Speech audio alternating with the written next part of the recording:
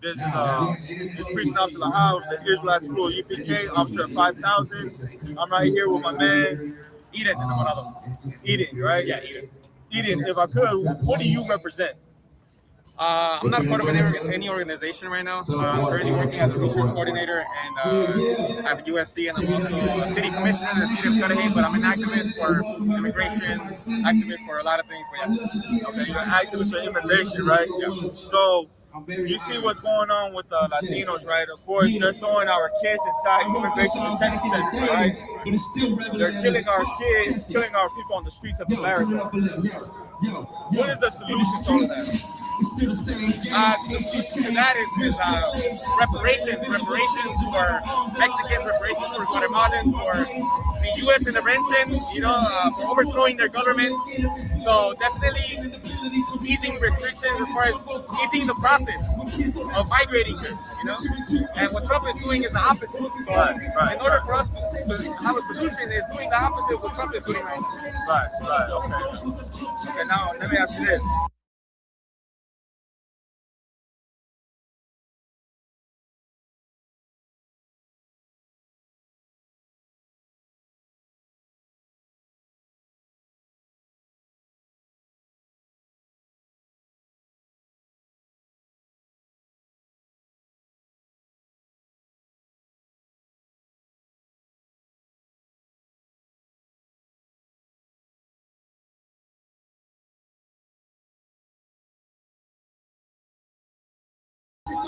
Protesting and voting since the 60s. Since the 60s, we've been doing this right here. Just voting, marching, protesting.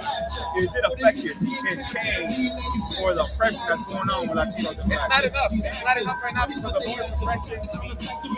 We witnessed it right now working with the Green campaign how communities of people of color were standing in line for 5 hours to vote. Right. So definitely voting is not enough, but definitely we should vote. Right. And I always say this. We can vote for Bernie Sanders, right? We can vote for whoever. Even if he's a so-called Hispanic or he's black, we put him in office. His kids aren't getting thrown inside immigration detention centers. His kids don't get killed by cops every day. He's not living in the ghetto with us. He's not going through the same struggle that we're going through. So I always look at it as this. How is he going to change anything in the Black and Hispanic community when he is not with us? You know what I'm saying? And what he's going to do, he's going to fight for America. Because if you're in that system, you're going to support that system. Well, the difference between that and that, I know a lot of brown politicians who grew up in that system, and they don't even support the values that are and we learned that the hard way by choosing identity politics. We told Obama he had an office, but he wasn't great at all. So just because you got brown skin or black skin doesn't mean you're good enough. So what Bernie Sanders wanted to do is first of all legalizing marijuana in a federal level and giving priority to people of color. That is true. I know a lot of brown politicians that would never even think of doing that. And the reason why we didn't win is because Bernie Sanders wasn't. I mean, he's not perfect, but at the end of the day, he had own billionaires donations. And meanwhile, we had Castro. He was very established man, politician, stuff like that. So, I mean, you have to choose something. Well, brown skin, black skin doesn't mean that have the best values for us. And we learned that with the Right. Now going to another question, which is Black and Hispanic people. During the times that we're living in right now, should Black and Hispanic people unite? Definitely. Right. Plenty of reasons. If you could expound on that. Well, because like I said earlier, that it used to be people from both of us. Just in that, we're both victims of racism. Right. We populate jails more than any other race. So just that alone, because we have been oppressed. So bring it in, come on. It's too much, too spread. We're too divided, we're too separated. Bring it in. Now we got an acapella. We're all the same. And it's funny that you say that because Black and Brown, we have been fighting. Yeah. We've been fighting. Like Long Beach. Come on, man. Long Beach is known for what? Gangs. Black and black gangs, black and brown gangs fighting each other. You know what I'm saying? And what has that done? Nothing but separate us. Violence, right? Murder. Yep. At the same time, though, both races, both people are getting killed by cops. Both people are being thrown inside prison, immigration detention centers, crack cocaine, heroin, drugs, right? Abortion clinics. You know what I'm saying? Like, we're both targets in America. So what you said was heavy. We both are people that should unite. I wanna mention this too. Like, when it comes to prisons, who are the main people in prison? Black and brown, right? Other people don't go through the struggle that we go through. You understand? That's the truth, right?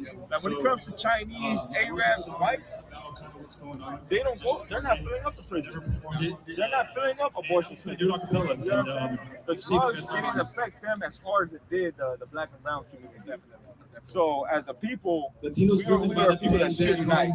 Now, last one. What is the solution? The USA sounds dope for everything. The solution to the Hispanics getting thrown inside prison. Right now, we have a huge problem with big money and politics. Right. For a long time, this country is being ran by people behind the scenes. Right. So getting money out of politics, reducing the wage gap. Because right now, it's not even right now, at the end of the day, it's a battle between the bottom and up. Right. You know what I'm saying? Most of our money is going to the 1%. Right. So when we give tax cuts, when Trump gives tax cuts to these big corporations, they use that money into offshore accounts, take it outside of our economy, out of our circulation, and we resort it. Instead of us giving that money towards the working class, that would actually use that money inside of our economy and actually give us more opportunities.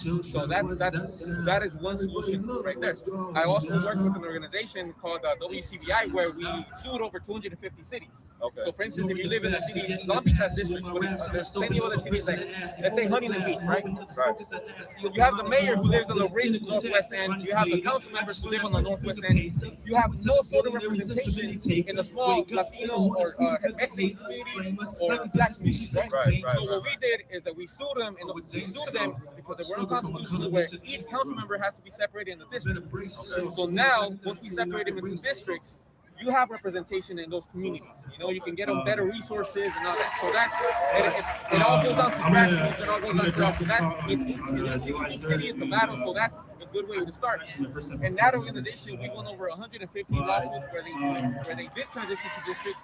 And the founder actually was a part of that. So because of him, his name is Willie Velasquez. Hispanics, Mexicans doubled in politics throughout time. So that is a major solution. Being part of running for office. Give them some lows. So there's plenty of back to open mic. We got a sister right here. It's not just about we got a sister right here. And we're gonna have two more and sisters. researching who you're voting for. Really quick. Identity politics has to play because, like I said, we got Obama in office, but he definitely was establishment. You know what I'm saying? And that is a start right there. Right. Now, let me last one. What about the idea of separation? What about the idea of black and brown separating themselves from America? Now, what I mean by that is this. I'm not talking about black and Hispanics moving to a different country. That's not what I'm saying. I'm talking about black and Hispanic people. We have to stop. We got to give back what America gave us.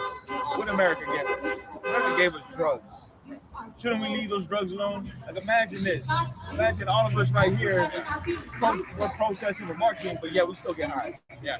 We still on the heroin and the coke. Well, let me finish my last point if I could. Now, those are drugs, right? Now let's go into the holidays. Right now, Mexican flags, marching, protesting, strong, right? 4th of July, we're wearing red, white, and blue, having barbecues and carne asada, celebrating the holiday that the white man gave, that the white man won his independence while we were still in slavery. You know what I'm saying? So what we got to do is leave their holidays alone. Leave their 4th of July, their Christmas, and Thanksgiving. We got to leave their religion alone. I'm gonna be straight up. We got to leave their voting alone. We got to leave their politics alone. All of that. You know what I'm saying? We should govern ourselves. We should police ourselves and move into our own community and support each other.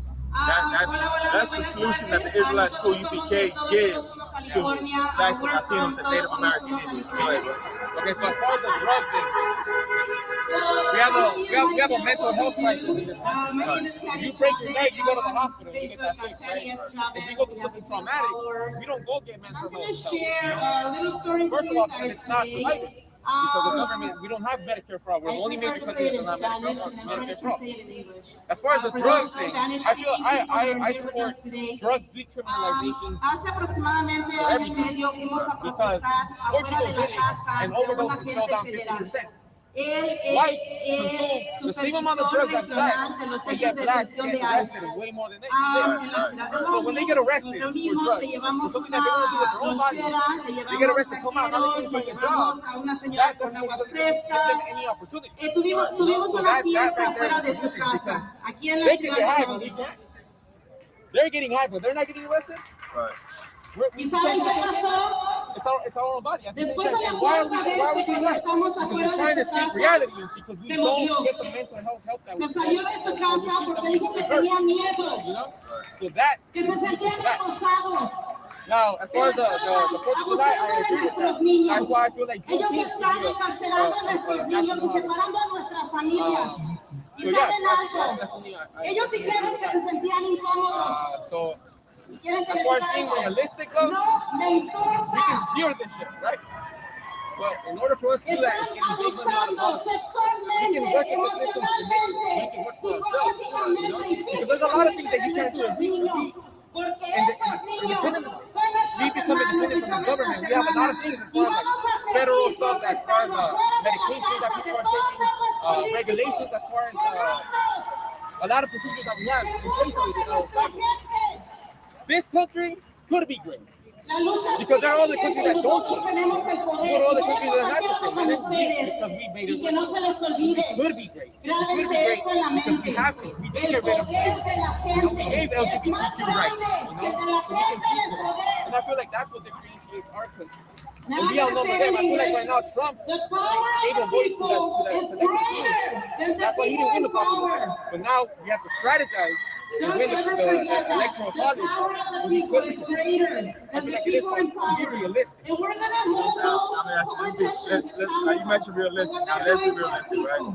Because if they're not now everything that's going on right now, right? The separation of families, everything we mentioned, the drugs, right? The murder, the rape, the slaughter. The people in our community. This has really been going on for the last 400 years in America. America has a history of murdering, raping, and slaughtering our people. Right. Now, are we honestly, let's be realistic, do we really think that getting money from politicians that voted is going to change? You know what I'm saying? Like, let's be realistic, because like I said, this is going to keep happening. This right here, we're going to march and vote for the next 200 years. And it'll still be the same. I mean, voting has played a part. I mean, especially in California. Now, this might sound radical to you, but I see as a further solution. What's a little bit more realistic is actually California is way different than the other states. Other states are very conservative, right? And that's why Bernie won here. We won every single county. People in California want Bernie Sanders as president. They want change. But then it's not fair that we can't get that change because the other states, majority, 40 states are conservative. They get to choose one person. So what's a little more realistic is for us, as far as California, separating ourselves from that country. Because I feel like this country needs California more than we need them. We are the fifth strongest economy in the world. So that's another. I like your ideas. I don't disagree with them at all whatsoever. I'm all for it too. But yeah, there's different ways. So like I said, California is way different than the other states. And we've got a lot of things progressive things now. Legalizing or decriminalizing marijuana. That's the end of the interview, man. I appreciate it, man. Hey, you got like a big story for that?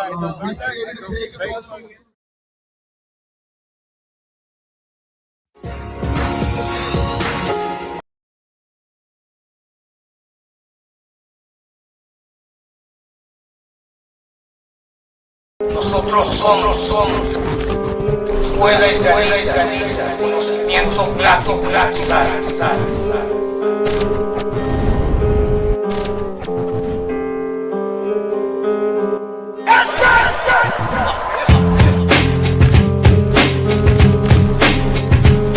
Power of manifest destiny. He's already understood his their destruction.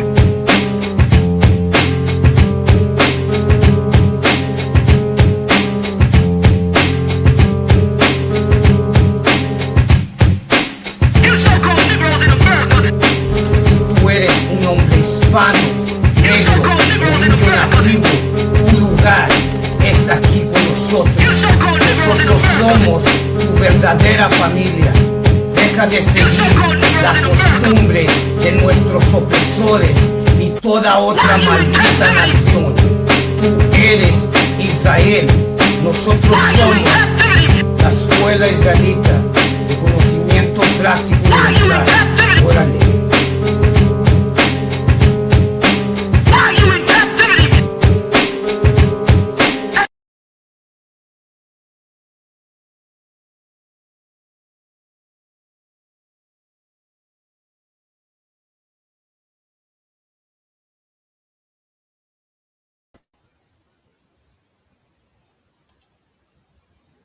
Orale, what's going down? What's going down?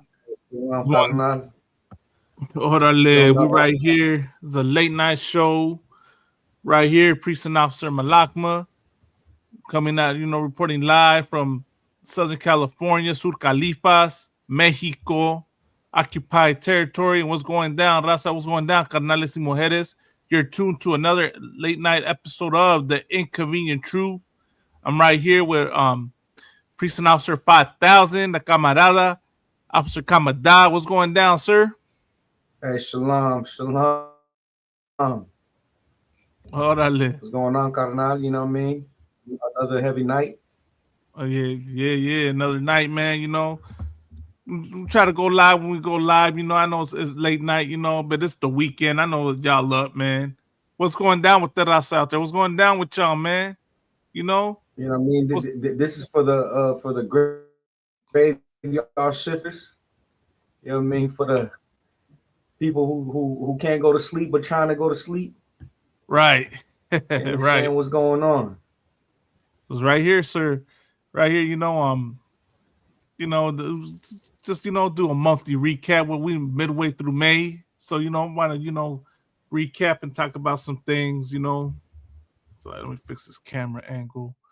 Talk about some things that have been happening. A lot's been happening, from the Hanta virus to Trump. The things he's doing, to Cheddar Bob or Chud the Builder. It's crazy. Apparently racism, is okay to do again.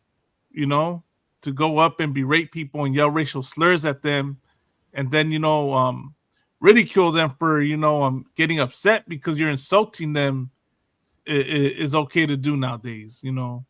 That's this oppressor, that's this nation. So like it's been okay, right? He's not the only one who's been supported for being racist. You still have that one woman who remember at the park, I can recall what she was saying. Remember she got like close to $1 million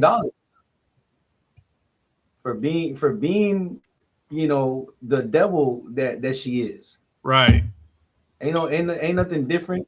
And we're gonna touch on that spirit, right? The same spirit that touched down in 1942 is the same spirit that is in America today.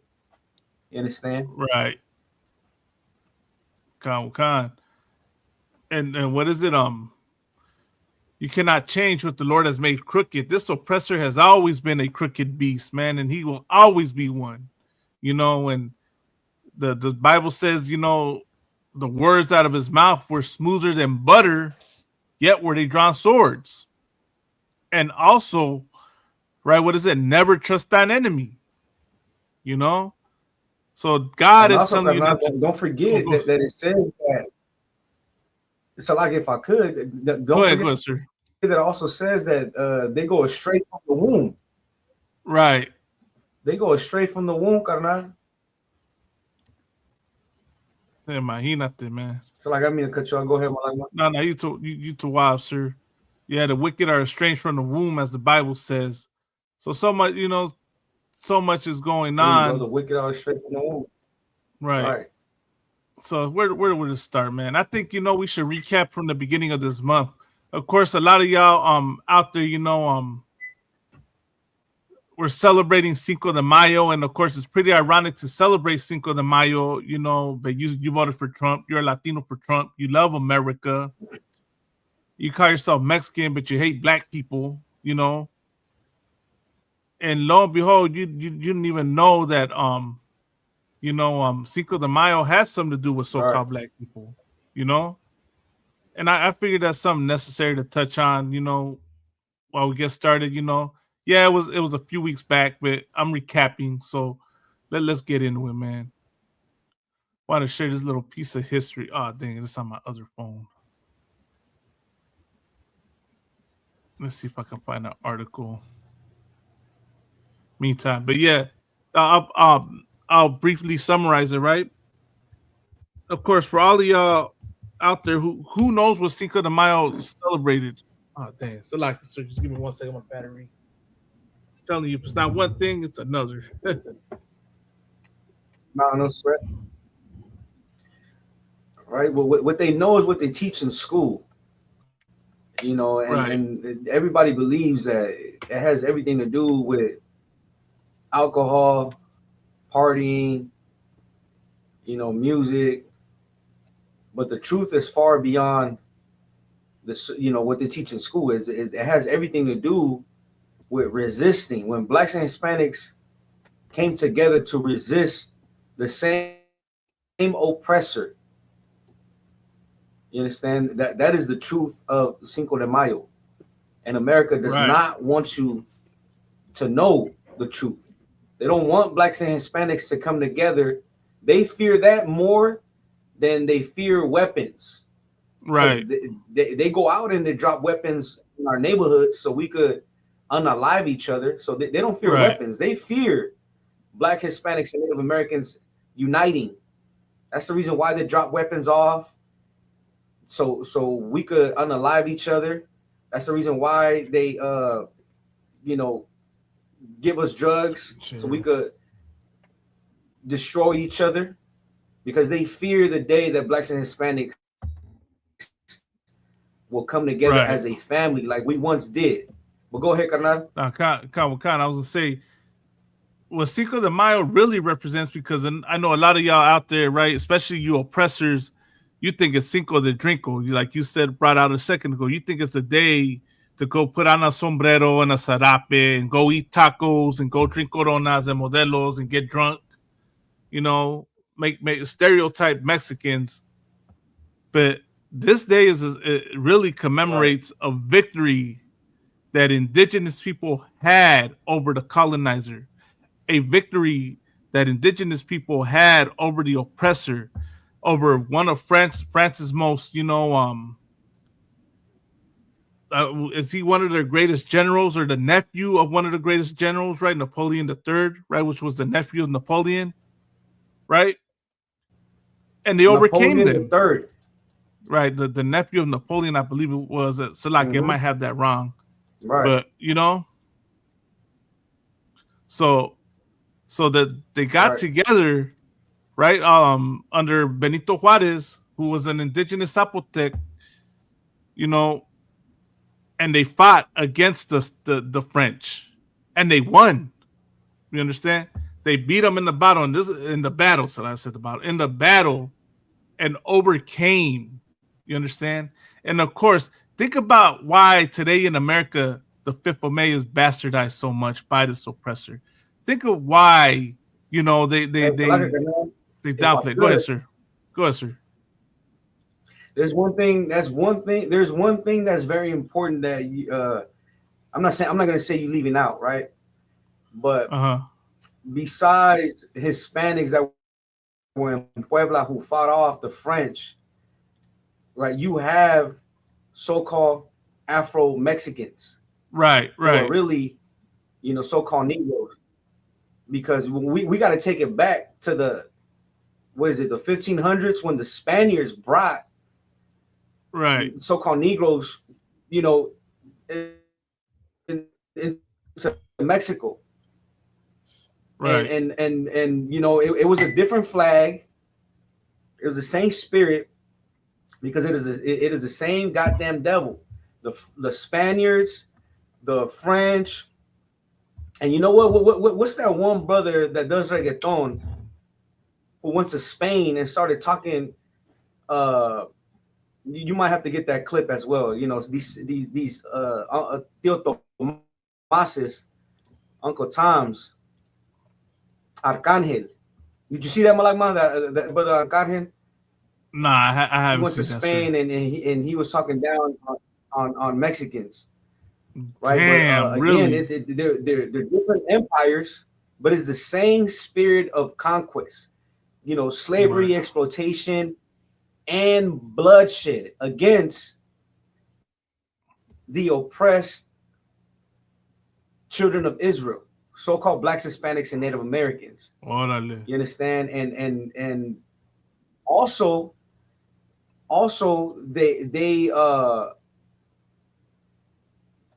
America, right? They had sent out their slave catchers, because Black people were fleeing into Mexico, and Mexico protected them.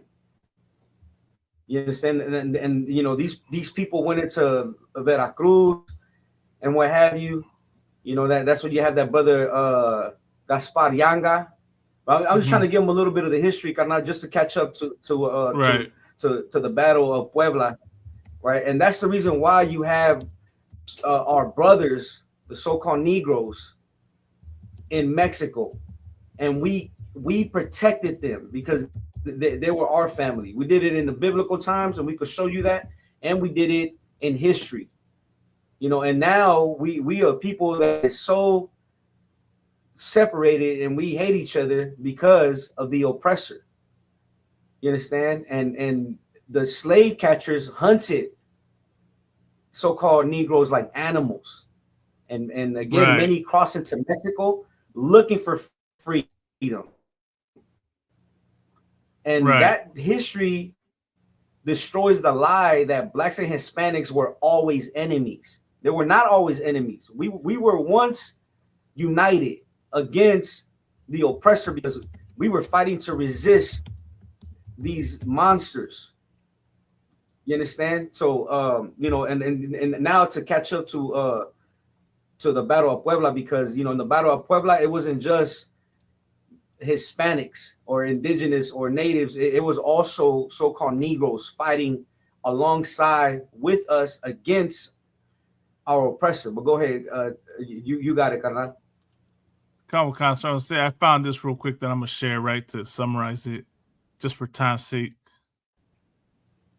So of course, you know, y'all always welcome to use the Google machines, as General Hyman says, and this is what Google brought out. It says the Battle of Puebla, right? Oh dang, I hate when it does this. The Battle of Puebla, celebrated as Cinco de Mayo, directly impacted Black liberation. By defeating the French in 1862, Mexico stalled Napoleon III's imperialist ambitions.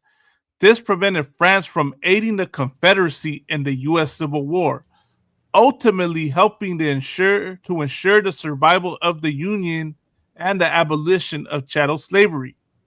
The connection between the 1862 victory at Puebla and Black liberation is rooted in anti-slavery, solidarity, and geopolitics. Stopping the Confederacy, Napoleon III sympathized with the Confederacy and planned to use Mexico as a staging ground to supply Southern forces.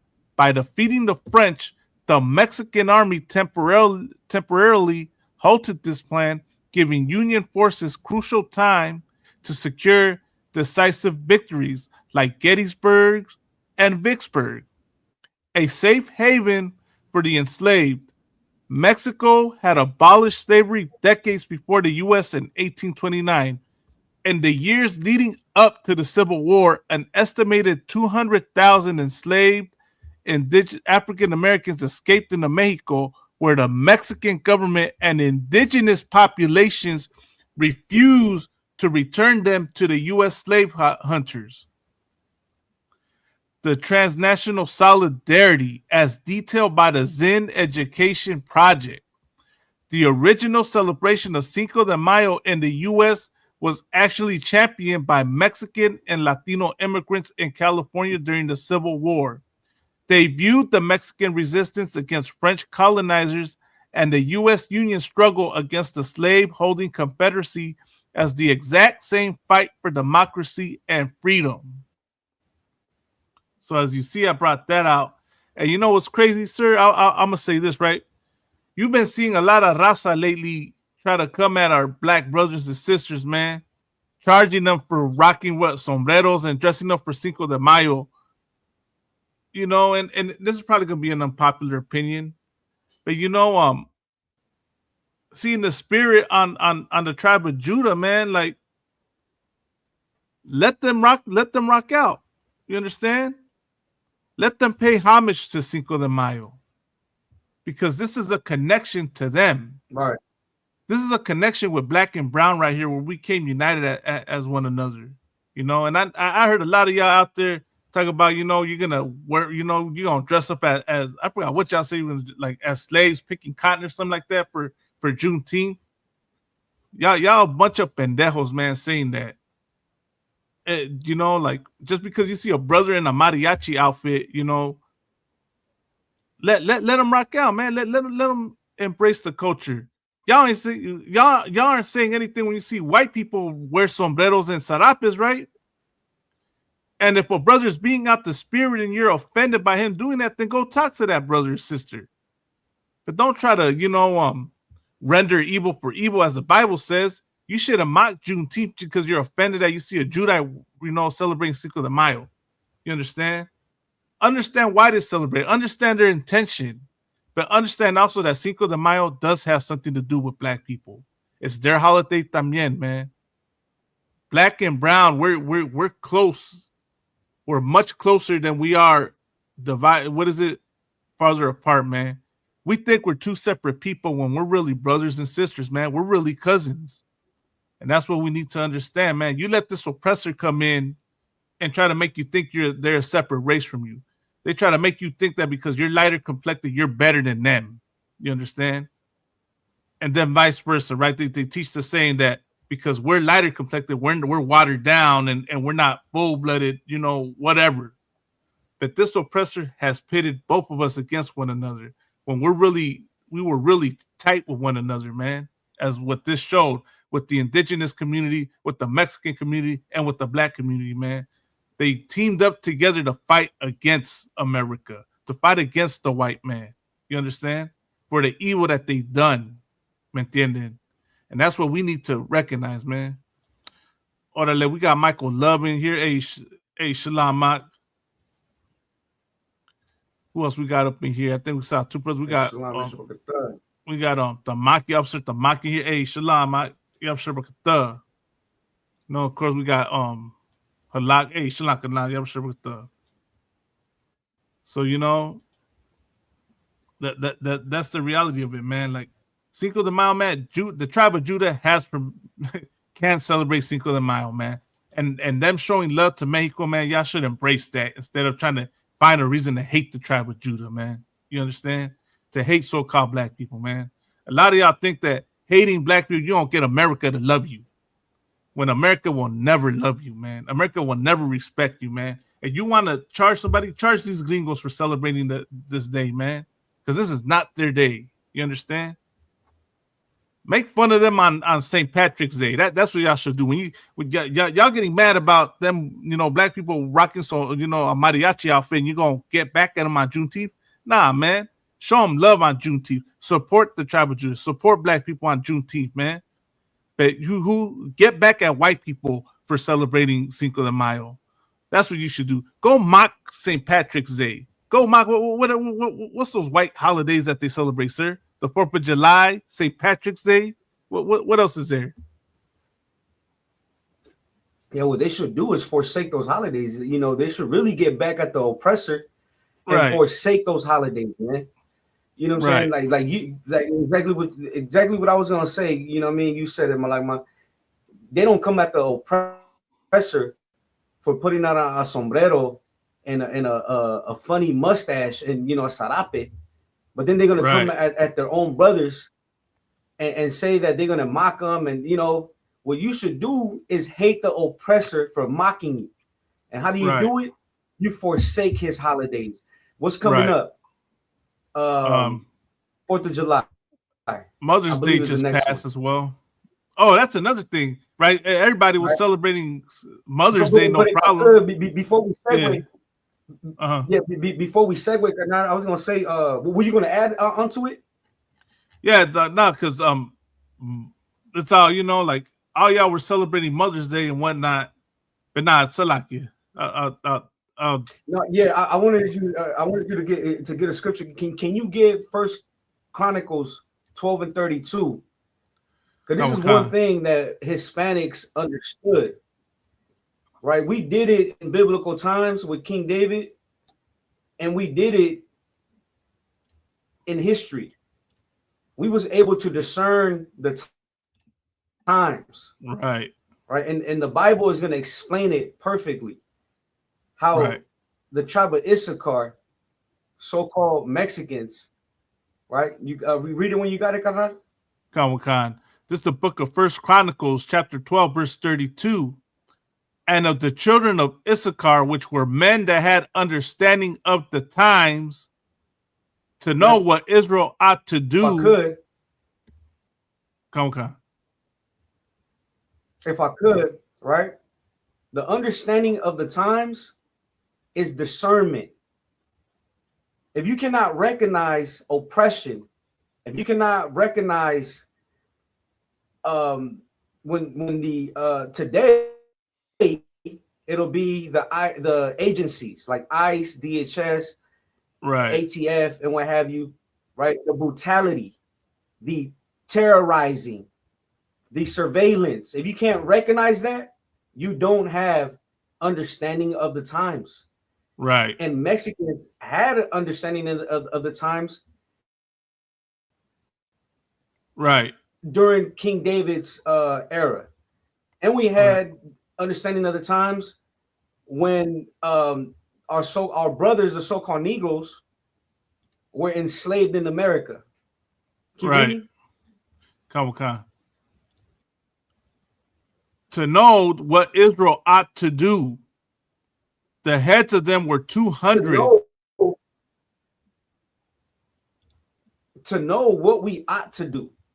You know what I'm saying? That we must unite with our brothers to resist the oppressor. Now, we don't have to do it with violence. We don't. All we have to do is repent, forsake that utterly disgusting lifestyle that America has has raised you with, right? Because everything is a learned behavior. Right. Forsake that utterly disgusting lifestyle. Come back to serve Most High God with fear, with your brothers. That's what he says. Zephaniah 2:1. Gather yourselves together, gather together, O nation not desired. Who are the people who are not desired? Right. And we have the understanding of the times. Today, you could turn on social media, automatically you're gonna see police brutality. You're gonna see Hispanics being kidnapped, thrown into cages. You're gonna see everything. Blacks and Hispanics going through hell. Right. And this is when we need to recognize that we must come together. You understand? And we did it in history. That's why we were able to come together during the Battle of Puebla. And we resisted our enemies as brothers, as cousins, like I said, family. And we need to have this understanding of the times today. Right. You understand? Black and Hispanics, we need to understand and recognize that America is an enemy to us. Now everybody's like, oh, everybody has been enslaved and what have you. Well, not everybody's in a detention center, right? And not everybody's getting shot in the back or getting a knee on their neck, right? And being suffocated. Not everybody, right. You understand? Blacks, Hispanics, and Native Americans, we need to recognize and have an understanding of these times today. Right. And we have the biblical records and we have the historical records as well. When we came together because we are a family. You understand? Right. Again, we were never enemies to each other. Right. Today you have, we blame each other for this and that.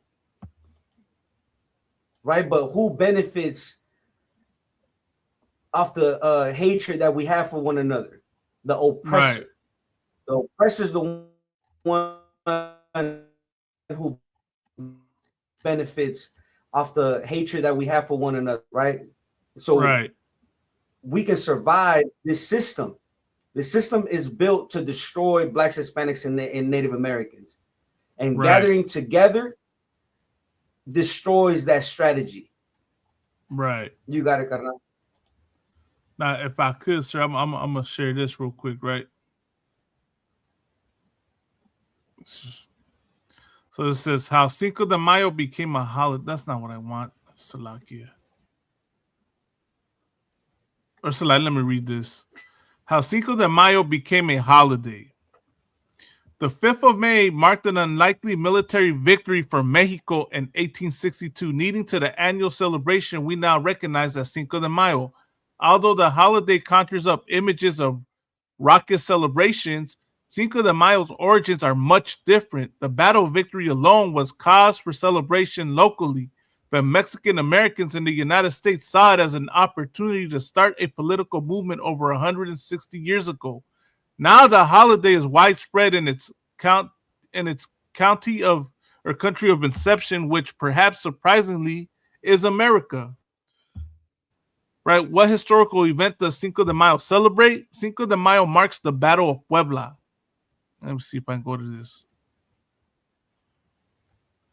Right. Often mistaken for Mexico's Independence Day, Cinco de Mayo annually commemorates a dramatic underdog victory that reshaped the course of North American history. Observed each year on May 5th, the holiday marks Mexico's 1862 triumph over French forces at the Battle of Puebla.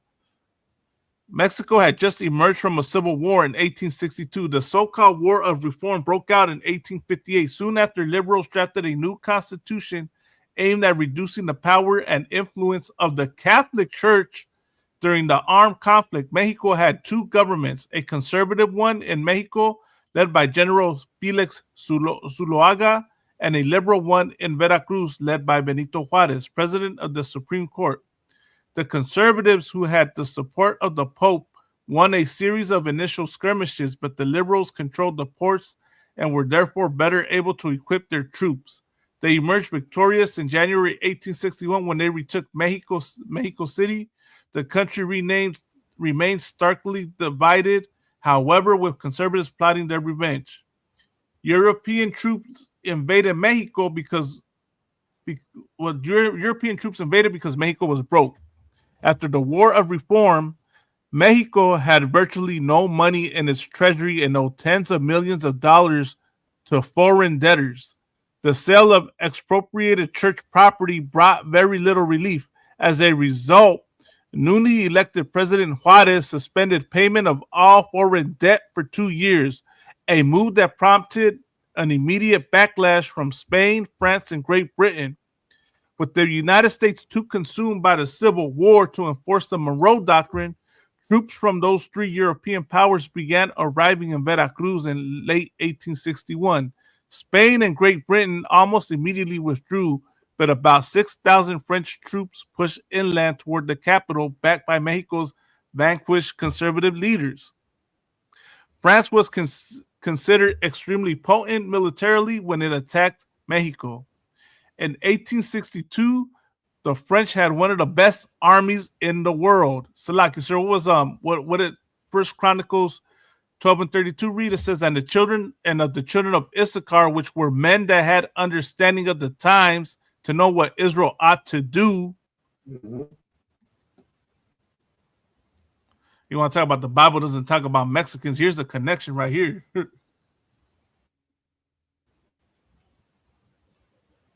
Where is it? Oh, wrong one. But if I could, I'm too, we have to understand too that America has turned Cinco de Mayo into a business.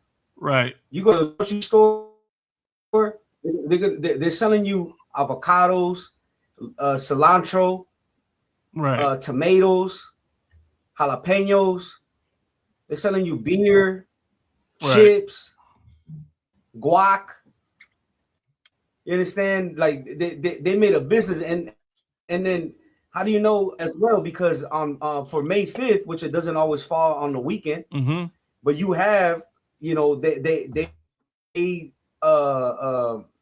set up fights. Right. A Mexican, you know what I mean, fight. Right. On May 5th or the right. weekend leading up to May 5th. Canelo and so all about in school. Right. You know, they're going to tell you is that it has something to do with Mexicans and you party.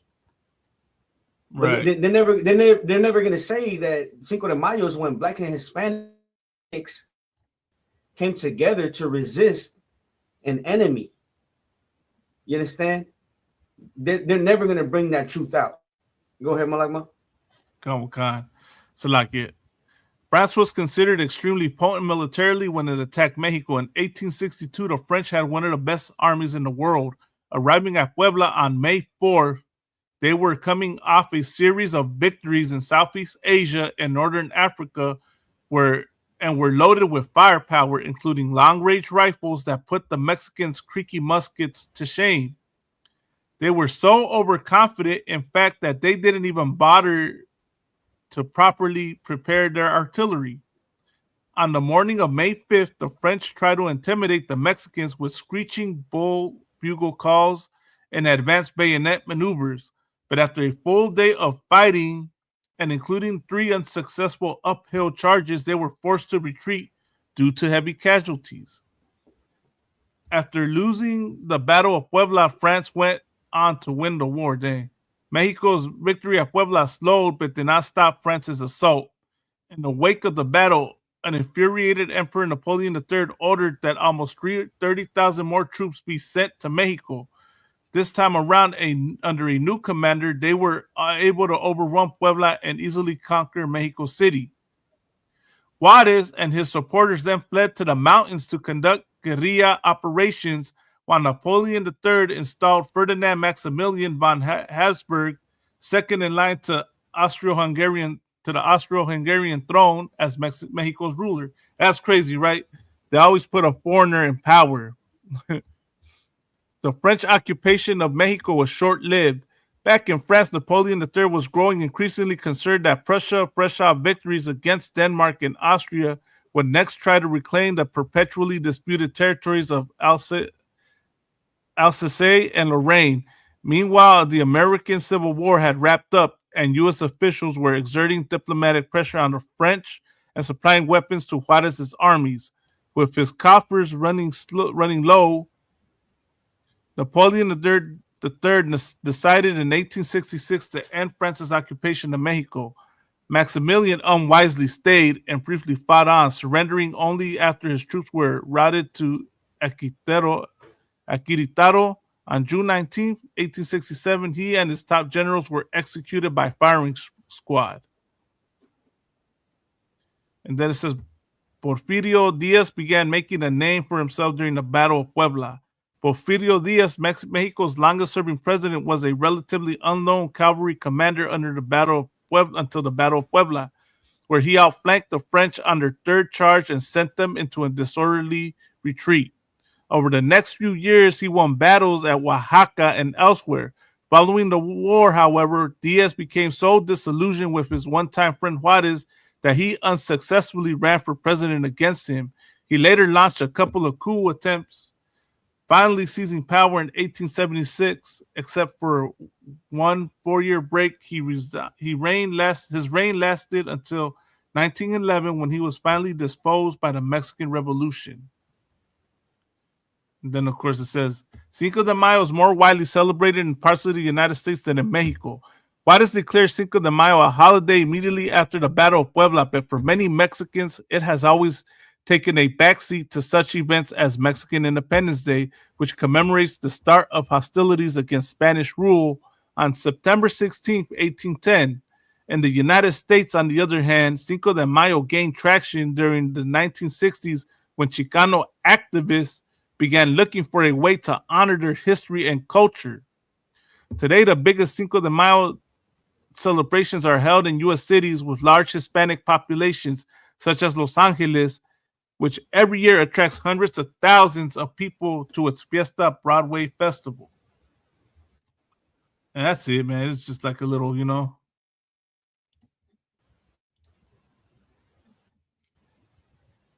So, like, so you there? We could get the next story, but yeah, can you hear me? Yeah, I can hear you. So, like, I was gonna say, I'm gonna show the next story ties in, right? I'm gonna show you the legacy of what Cinco de Mayo became thanks to America. This is what it became.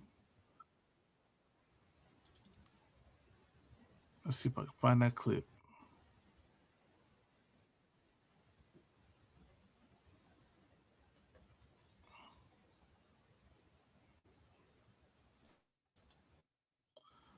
Oh, where is that clip, man?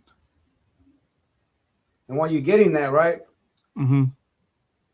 Black and Hispanics had a shared suffering under slavery, under the invasion of these oppressors, the colonization, right? The exploitation, and it created a family alliance, and the empire couldn't fully destroy it.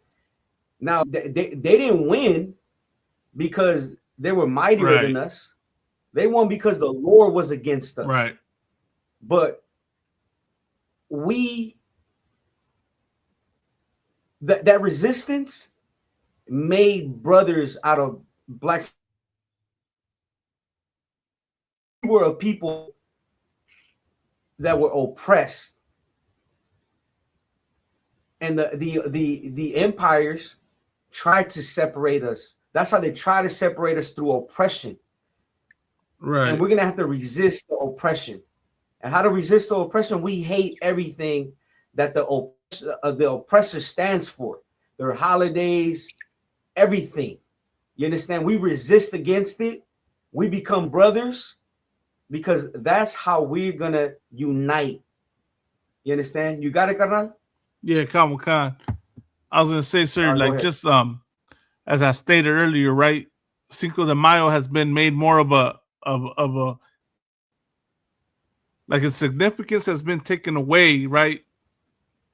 And the result of that is this. This is what happens now. Let me show y'all something.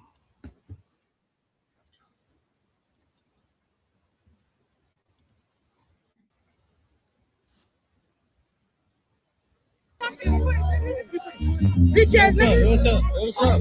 Hey, what's up? Nigga, fuck off.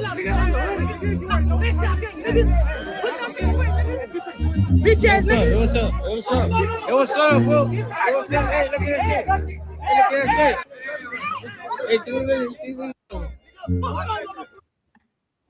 So, Cinco de Mayo became a day that commemorates Raza, the Mexicans having a victory over the French, to a day where Mexicans come together and hate one another and are quick to,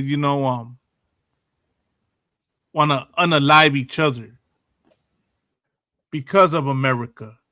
You understand? Right. That's what it became. This video went viral all over the internet, right? With that rapper, what P-Face, that's his name, P-Face, and I guess a cat from a rival name. And we're not gonna say where the other brothers from. Right, yeah, from a rival gang, you know. Yeah, come. You know, and let me tell y'all something, right? I'm gonna say this, right?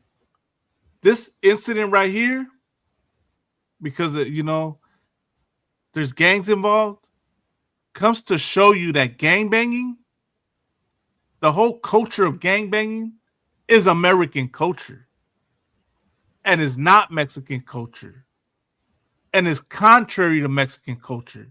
You understand?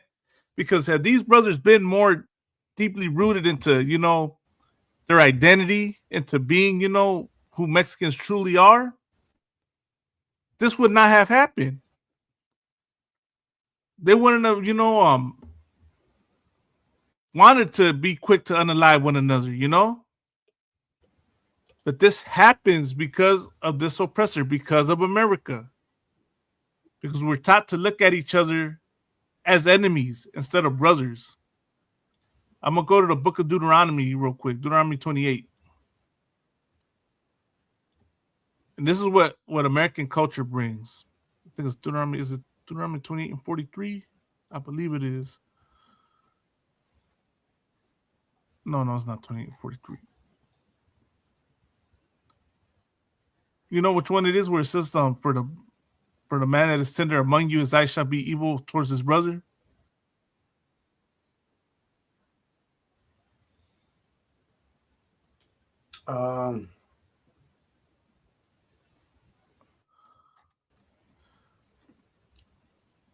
The man that, oh, here you go. The tender and delicate woman.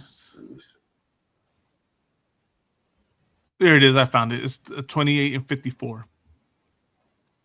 And this right here, this is what the Bible says. This is Deuteronomy 28 and 54. So that the man that is tender among you and very delicate, his eye shall be evil towards his brother. Both them cats are really brothers, man. But because of the American culture of gangbanging, they looked at each other with evil eyes. Right? It says the man that is tender among you and very delicate, you know, what's the opposite of that? Is to be evil, man. They should have looked at each other like if they were carnales, you know? If they had a disagreement about something, you know what they should have did? They should have pulled each other to the side and hashed it out, you know? But because they don't know their true identity, right? They've been brought up in this place and brought up in hell, right? They look at each other like enemies. They look at each other like they got to take each other out. You know, whether it was for show or not, the fact that this went down at a day that's supposed to uplift Mexicans, right? Shows how beaten down our spirit is. How this oppressor took away something that can, you know, give us self-esteem. He took it away from us. And that's why that incident happened at a Cinco de Mayo event. That's why you can have a Cinco de Mayo event and you got to worry about gang violence. Because gang culture is not our culture. That's America's culture. That's the white man's culture. You understand? They do that to each other, man. That's why they got their civil wars and they got their celebrations and then they go all crazy. Because there's no brotherhood with this oppressor, man. You understand? But that's just to show you another connection to the Bible, right? That the Bible is talking about us. This is describing why that happens with those two brothers. But that video went viral, right? And it's sad that it happened at a Cinco de Mayo event and that someone could have easily been unalive right there. But go ahead, sir. You wanted to drop something? Yeah, kind of like you have women and children, right, who are at these events, man, and they're vulnerable. You know what I mean? Because why? Because we want to assimilate to the American culture, right?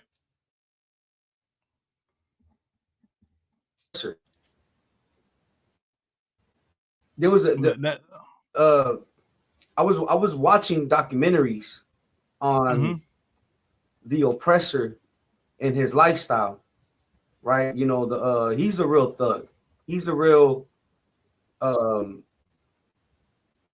know, there's no more there's no one more gangster than the oppressor, right? And the oppressor, man, he betrays his brothers for gain,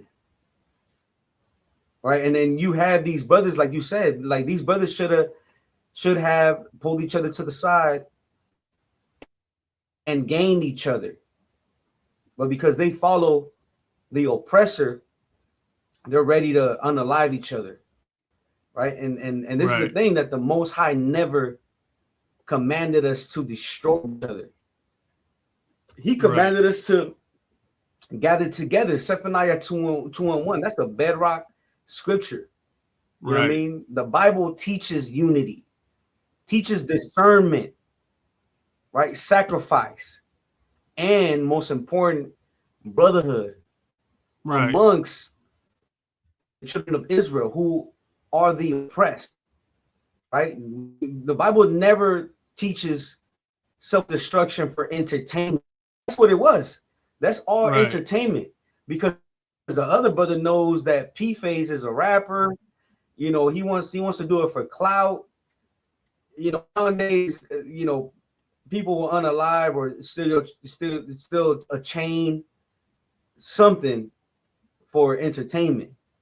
Right. You understand? When we're not supposed to be doing none of that. We're supposed to be coming together as a family.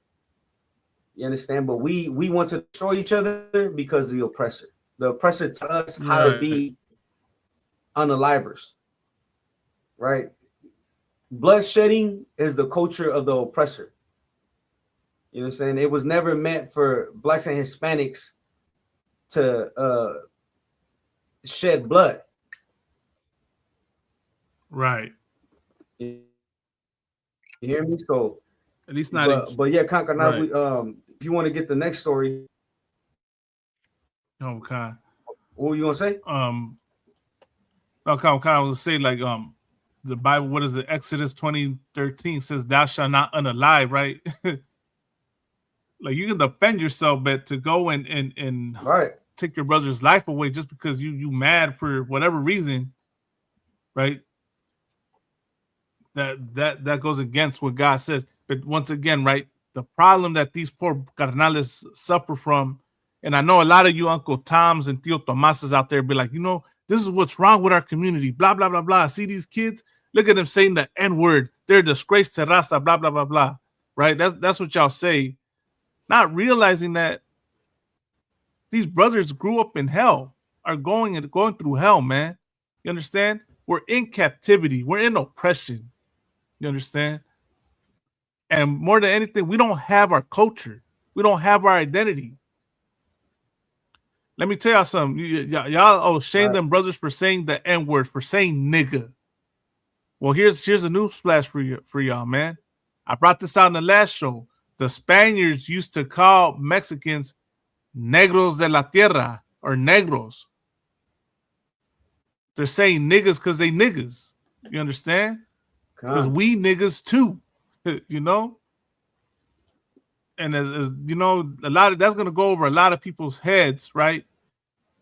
But the oppressor called us that. Why do you think today, Salaga, sir, if I could, right? I don't recall if I brought this out in the last show, but I'm gonna say it here, right? You ever notice how they always want to call us Black Hebrew Israelites, even when there's Hispanics and Native Americans in the organization? What does that lead you to believe, sir? How do they view us? Oh, did he freeze? I think Officer Commandant I might have lost his connection. I'm gonna answer it, you know, for time's sake. That means they view us as black. Understand? We're viewed as negros de la tierra still till this day, man. They just changed the term from that to Indio, from that to Latino, from that to Hispanic, man. But what does that mean? That's so-called blacks, Hispanics, and Native Americans. We're all the same people, man. So, like, sir, I don't know if you heard me right, but you notice how Go ahead, sir.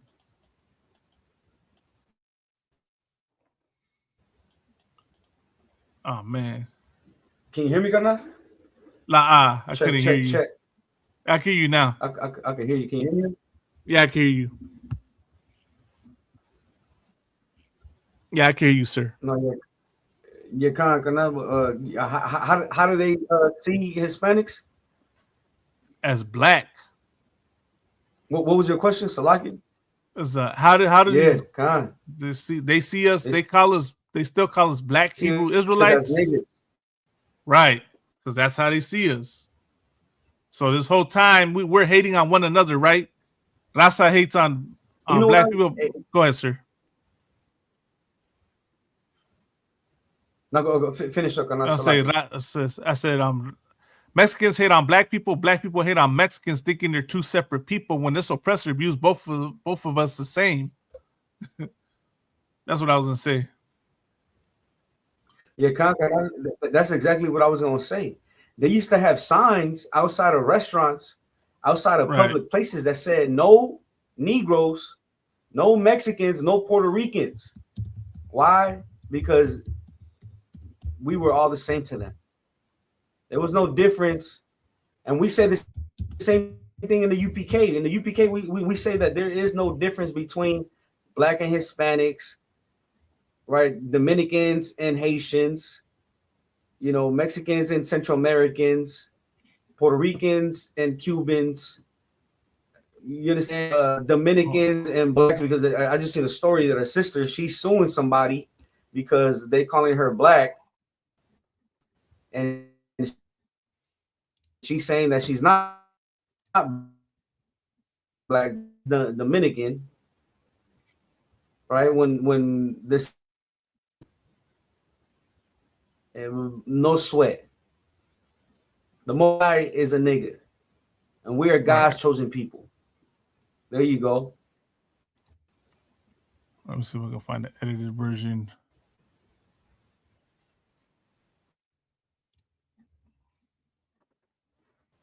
No, that's how they view us. So for all y'all out there, like thinking, that we're different, we're the suppressor views us all the same. Going back to what you're saying,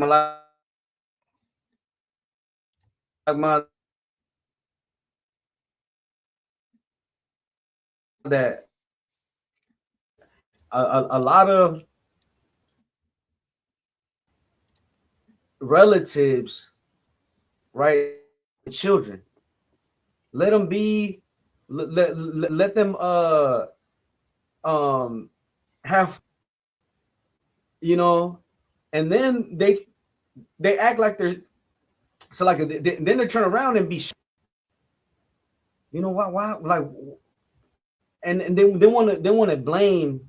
Well, the parents are at fault too, right? You know what I mean? They should have chastised and corrected that child from a baby.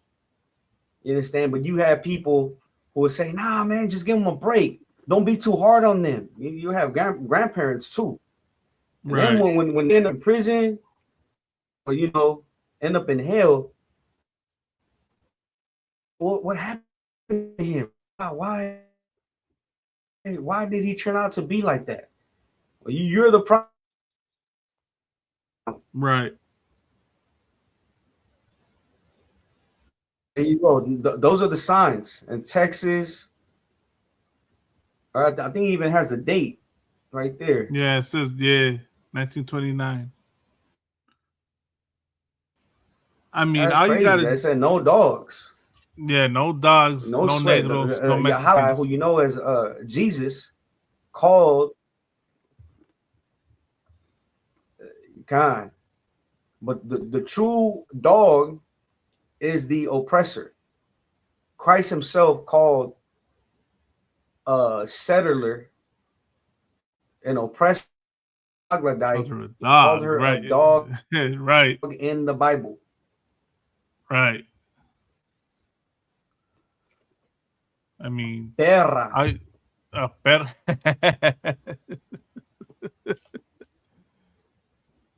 Let's see. Hold on, Salakia.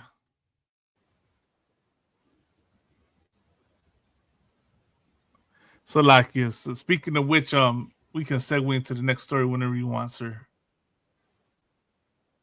Yeah, I was gonna say, yeah, I'm ready, gonna. Come. So you know that was I that. don't want to go too late either. Nah, come. We can, you know. So just like there was Cinco de Mayo, what other holiday did we have? We had Mother's Day, right? And I know a lot of y'all, you know, talk about decolonizing and pro-indigenous, and I don't follow the Bible because it's foreign. I don't celebrate these foreign holidays. How many of y'all were celebrating Mother's Day? Oh, let me clarify. How many of y'all were celebrating Mexicans' Mother's Day? It just passed. This past Sunday, not this, you know. They hardly celebrate Mexican holidays Mother's Day, but if they did, they're two-time losers. You know what I mean? Because right, they will be out there that first Sunday. What is it? The first Sunday or the second Sunday? One of those. Right. And this is what you don't know, that the Mother's Day is possible because of Anna Jarvis. Right. Anna Jarvis and what's the other one? I forgot the other one, but it really goes back to ancient times.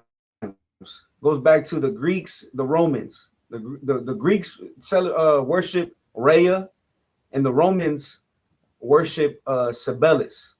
Right. And when you celebrate Mother's Day, you're really worshiping these deities. And the Most High said, "Thou shalt have no."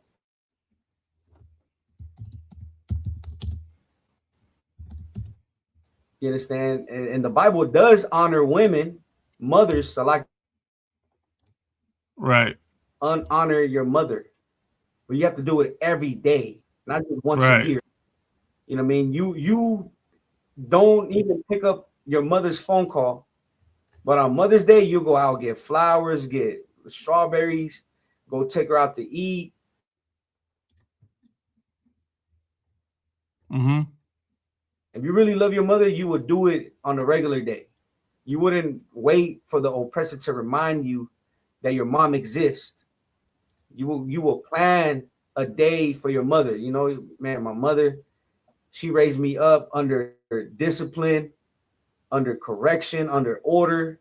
She deserves, you know what I mean, these gifts. She deserves honor. Right. But these Mother's Days, Jenny 69 said, that she's gonna be a 304 if she needs to pay and provide for her children. What have our women become?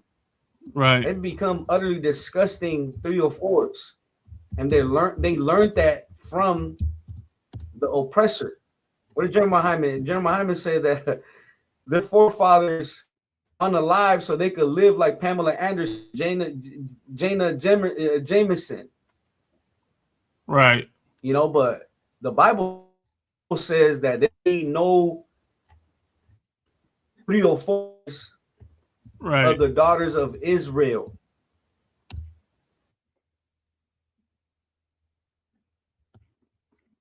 So like you.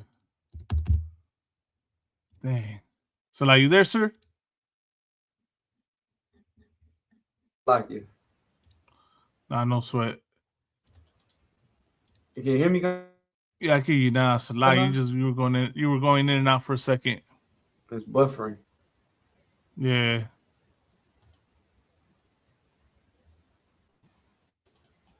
You got it, come out. It's on my end is buffering. Yeah. So like I'm trying to find that that video of her. Man. Let's see if I can find it right here. Might have put it in here. Oh, I know we could talk about also también, man. Oh, you know what we should talk about? This is latest news as well. What's that, Carnal? I know you saw that about Ramon Ayala. Oh, his son. Yeah, man. That's crazy. Ramon Ayala and Jenny 69, man. That's crazy. Man, look, we definitely need to talk about that brother that went to Spain. That Arcángel. Come on. Let me find. I don't know about the Ramon Ayala story, man. You don't want, okay. You know, I know that came out. What the hell? Someone said That's that wild. I read They're being sued for $25 million. I had the Jenny 69 video right here, sir. Ready to go. Okay. Yeah, go ahead, Carnal. On top, soy la 69. Soy la chingona que salió de Riverside. Bitch, I don't give a fuck if I have to sell pee, if I have to fucking shake ass for money to fucking feed my kid. Bitch, I don't give. Jenny 69 always comes on top. Soy la 69. Soy la chingona que salió de Riverside. Bitch, I don't give a fuck if I have to sell pee, if I have to fucking shake ass for money to fucking feed my kid. Bitch, I don't give. Man, so like a Carnal, if I could. If I could, sir, there's your happy Mother's Day. Well, she should have to flip burgers. Right. I don't care if I have to do Uber. Right. To feed my kid. You know what I'm saying? That's what she should have said. Instead, she's over like the oppressor. You understand? And right. and that is false empowerment. Right. That type of mother destroys the children. The children grow up to be terrible without the Most High God's laws. That's the reason why the Most High God warned the daughters of Israel not to be 304s. There's a new ring. What is? I think it's ringworm. Yeah, I saw that. It's a disease. All right, there's monkeypox. There's all like you're not afraid of contracting a STD, a STI. You understand? And the reason you're not afraid is because you have an unclean spirit on you. The unclean spirit is to destroy you. And again, if you don't discern, the times, you're going to be destroyed in these times. Our sisters need to wake their game up. I remember I seen this one. You ever seen that one where the dude interviews? I think it's called a white underbelly. Soft white underbelly. Like Are you talking about Little Kelpie? You know what I'm talking about, Malama? Yeah, soft white underbelly, right? Soft white underbelly. Yeah, and there's a sister, right? She's a Judite sister, but the mom is she sells herself on Figueroa, and her daughter does the same thing. Orale. Where did she learn that from? That's another thing I was going to say earlier. The reason why these brothers were unaliving themselves, and the reason why these sisters are out there, they're really unaliving themselves because they're going to contract some type of illness, and they're going to get somebody sick, unalive them. But that was done through the slavery. When the Spaniards came, right? Christopher Columbus, right? He was selling our sisters. When the Spanish came, they indoctrinated us by the sword. That's the reason why we still under the same indoctrination. Catholicism, Right. Christianity, right, has nothing to do with the Bible, but it has everything to do with the oppressor, slavery, exploitation. Brothers and sisters who turn out to want to lie themselves, brothers and sisters who want to destroy themselves to be providers.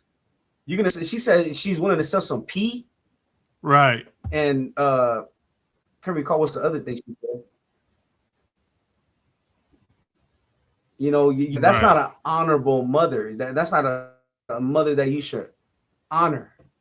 The type of mother that you should honor according to the Bible, she needs to have wisdom and understanding. You understand? She needs to teach discipline. She needs to teach order. You understand? She needs to teach the most. When I say teach, right, under the father's instruction. Right. A lot of these kids are terrible because the father is not in the house. Because the mother has been a 3 or 4, and you know, you can't keep a woman like that. Right. But go ahead, Carnal. You got something to say? It's like, yeah, come with cons. So you know, she said all that, right? So like you, and I know you checking the comment section, sir, real quick. But meantime, you know, just she said all that stuff. She said, "I don't care if I have to sell pee." Oh no, sorry. And you know, what does she say? But basically saying to support your kids. Why would you do that to your kids? You think your kids want their honor, and knowing that your you know, your mom, you know, that you do that, you know? That's your happy Mother's Day right there, man. That's what Mother's Day represents. That's the Mexican Mother's Day. So like so like, sir, you know, you understand that's the Mexican Mother's Day right there, right? That's what it's sharing. Let me show y'all where it originated from. Mexican Mother's Day. Oh man, we're gonna share this and for people commenting just real quick, we'll get to you in a second. We're gonna talk about what we gotta talk about first.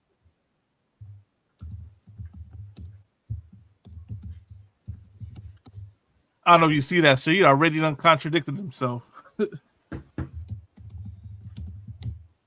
Yeah. This is what I want to. This is what I want to know. He wants to know if we read Hebrew.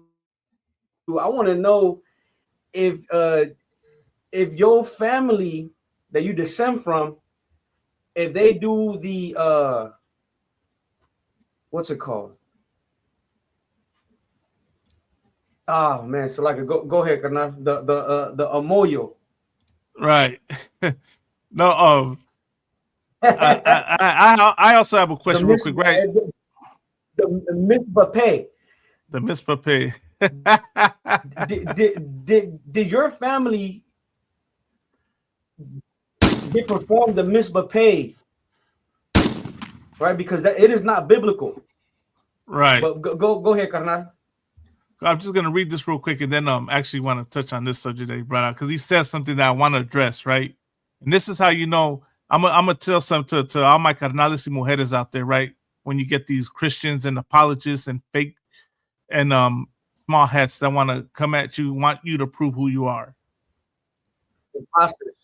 Imposters, right? Yeah. So I like the term small hat. Small hat's pretty catchy. Real quick, when you're celebrating sure, gutter rat. Gutter rats. Mexican Mother's Day, Dia de las Madres, right, is celebrated on May 10th each year. Let me share the screen. Each year, rather than the second Sunday in May, like in the U.S., it was established to honor the immense cultural value of motherhood. Good night. There's your cultural value of motherhood right there with Jenny 69, and holds deep historical roots. The origin, inspired by the U.S. holiday, Journalist Rafael Alducin of the newspaper Excelsior proposed creating a national day to celebrate Mexican Mother's Day in 1922. It was a massive hit and officially declared a holiday by the government in 1940. The date selection. May 10th was specifically chosen because May is traditionally recognized as the month of the Virgin Mary and the Virgen de Guadalupe in Mexican Catholic culture. Additionally, at the time, many Mexican workers were paid every 10 days, ensuring families would always have money for the celebration. How it's celebrated. It is a massive, highly prioritized celebration. Families typically gather for large meals, and mothers are often serenaded early in the morning by their children or hired mariachi bands. But I want to touch on the origin. It comes from the U.S. It was inspired by the U.S. And then it comes to worship the La Virgen de Guadalupe, which is Catholic culture. For all you that claim to be decolonizing, right? Well, that's the proof that, you know, y'all still following the colonizer when if you were honoring, you were celebrating this day on Sunday. You understand? Because this comes from America. This comes from Catholicism. It's not indigenous. And that's just something I wanted to share and touch on, you know. And you gonna honor Jenny 69? But that was it, man. Right. He said, this is funny. He said, if you don't, I don't know, Salakia. Was there anything you wanted to add to that, sir? No swear. But this is what we do know. Ata lo Yahudi. He said, Salakia, sir. Remember the other one? The other one. The other one said, it's not Yahuda, it's Yahudim. Yahudi. You know, this is the thing, that you don't speak ancient Hebrew. You don't speak biblical Hebrew. You speak the modern Hebrew, the Yiddish. You know, that's garbage. Right. If I could, this is such a, even right here on his argument, right? He said, if you don't know Hebrew, then how are you an Israelite? There are 100,000 Mexican Jews in Mexico City. They know Hebrew. So you telling me every Jewish person knows Hebrew? Does every Jewish person know Hebrew? You ran into every Jewish person and they all know Hebrew, Daniel Adamek Miller. That's one question, right? Because you're saying you have to know the language. How many Mexicans today don't know Spanish? Are they no longer Mexican because they don't know Spanish?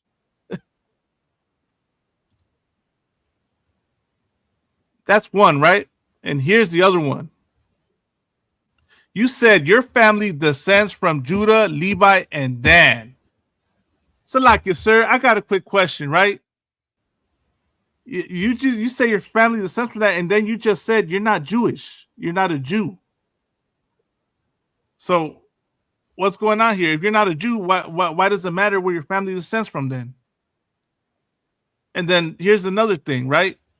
What happened to the tribe of Dan, sir? If I could recall.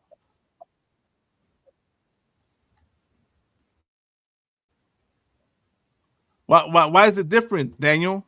The tribe of Dan got a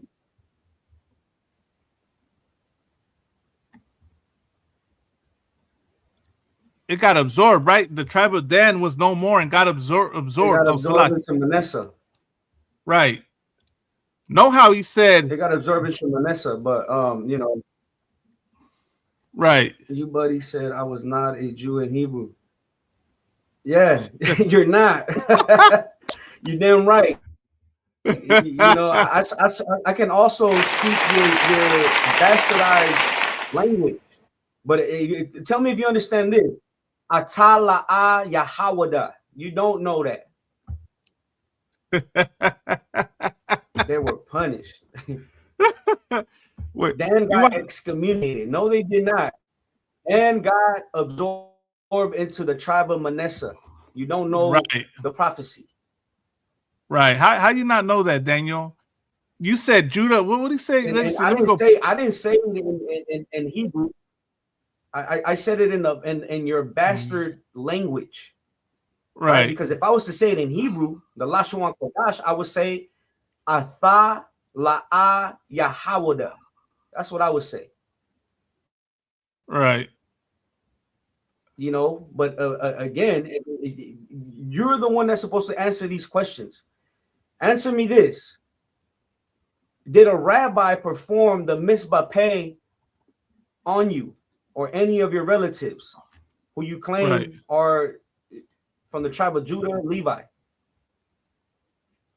Oh, wait. Salakia, sir. Salakia, if I could, right? He just said he doesn't speak Yiddish. Right? So wouldn't that to you be Hebrew? No, it's different. Daniel? Some of it, no, they have modern Hebrew. They have modern Hebrew, and then they also have the Yiddish, right? But so like if I could, sir, real quick, I would tell. He said he was from what is it, Judah, Levi, and Dan. Why don't you say Judah, Levi, and Manasseh, Daniel? If you're really those people, you should know your history, right? You're saying in order to be an Israelite, you have to know your language. Well, wouldn't that also mean you would have to know your history? You're showing me you don't know your history, and you're showing me you don't know your language. So here you're contradicting yourself. Now I'm gonna tell you a little bit of your history. I'm gonna tell you a little bit of your history, Daniel. Right? The Hebrew that you speak, right? I'm gonna tell you Eleazar ben Yehuda, he played a big role in the rebirth of the modern Hebrew. Right? Up until the Zionist movement, more than 90% of the so-called Jewish, the Ashkenazi, Sephardic, and the what's it called? The Mizrahi did not speak Hebrew at all. Right? And this devil, Eleazar ben Yehuda, taught them Hebrew in a few years to make them appear legitimate. You understand? You guys are not the legitimate Israelites. Eleazar ben Yehuda, he played a big role in the rebirth of the modern Hebrew. Right. If I could, sir, right? You don't know the Torah. Would you know mud? Because it belongs in the mud. You don't know the Torah because the misbah, you never answered that question. Did a rabbi perform misbah or a moya? Did he or did he not? Answer that question.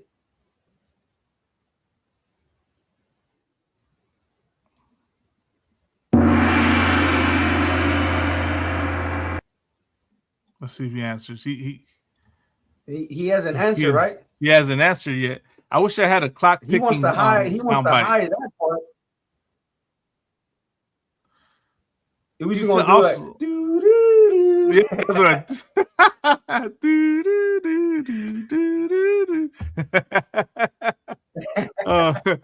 So like, let me see if I can find the right soundbite, man. Let me see if I find a ticking clock. Yes. Say Khan. Say Khan or say but okay. So say Khan or La'a. Did a rabbi perform the misbah? Khan or La'a?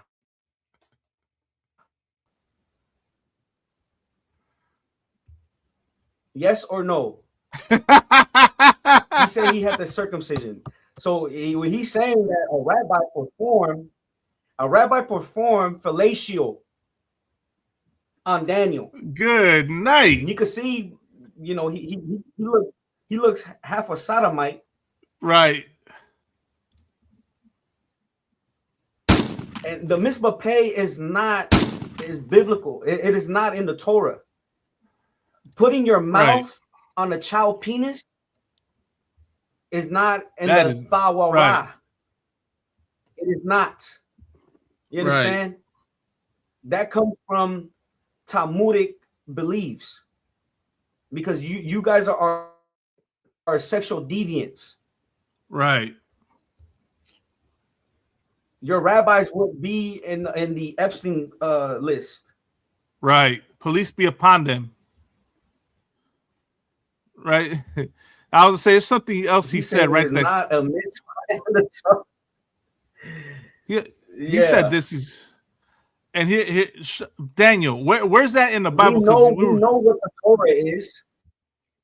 Right. You understand? We know what the Torah and the Tanakh. We know what it is. Right. You understand? But you're not gonna find the Misbah in either of those books, in any collection of the books. You're not gonna find that.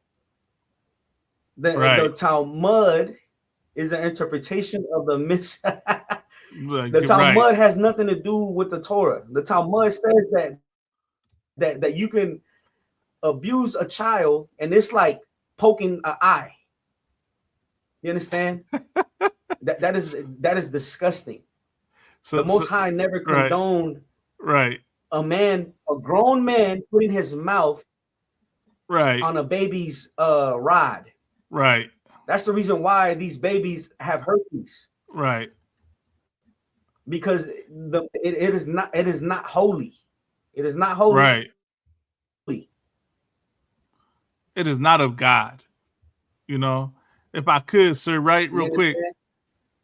I was gonna. You and your people are utterly disgusting animals,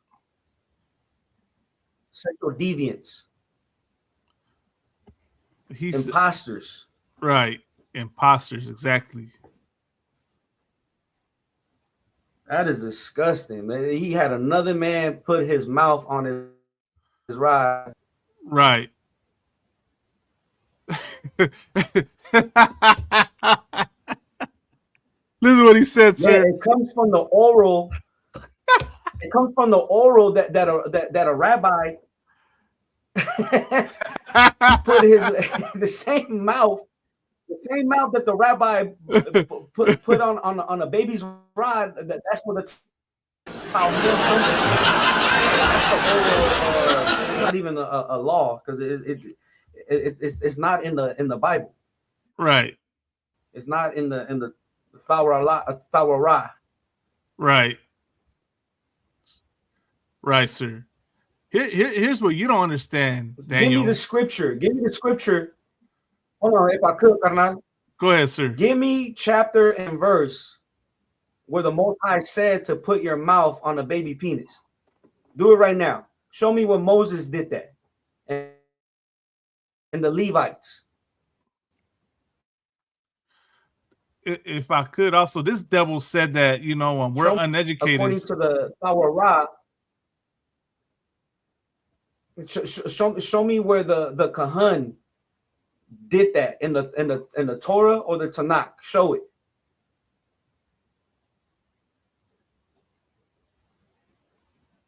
I need that ticking clock sound.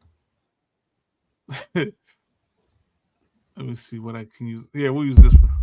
And that everything, the oral law that was given to Moses put it on stone tablets.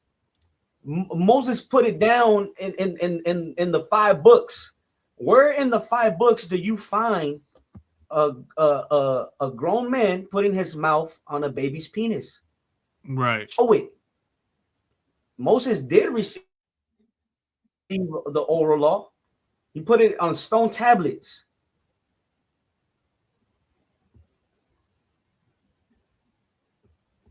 Right. The Bible says that it was passed through stone tablets. He came down the mountain and he saw what his people were doing. He destroyed them tablets. Right. But guess what? He still put them down in the first 5 books. Right. So show it in the first 5 books. Show it. That's not that's not the 10 Commandments. He came down with the stone tablets written with the finger of the Most High. Right. I'm not talking about the 10 Commandments either. It was more than the 10 Commandments. You understand? Because he had the book of the Levitical law, where you find the holy convocations. You understand? The the Kodash, right? The holy feast. Where in the Torah do you find a grown man putting his mouth on a baby's rod? Right. If I could, sir, I just wanted to ask him this, right? Because so, this is the thing. Every time they speak to somebody, oh, it was an oral law. Guess what? Moses wrote down the oral law. Right. He put it down. He put it down in the scrolls. You understand? Now he's saying right. go to Google. Why do I need to go to Google, man? When we have the Torah, don't you believe in the Torah? Where do you find a man? You know what? I'll tell you something. You're not going to find it because it is not in there. Right. You understand? It is in you and your people's belief. That's why you guys are utterly disgusting. Right. Go ahead, Malama. You were going to say something? Yeah, I was going to say, right. He says some things that I needed. I he need said him to it was explain. Passed down to protect the. And this is the thing. This is how you know the Most High wants to protect you guys from yourself, because you guys are getting herpes. Right. And the sin is where the herpes is. Right. The herpes is in that baby's rod. And who put it there? The rabbi. Right. Those babies need protection from those rabbis.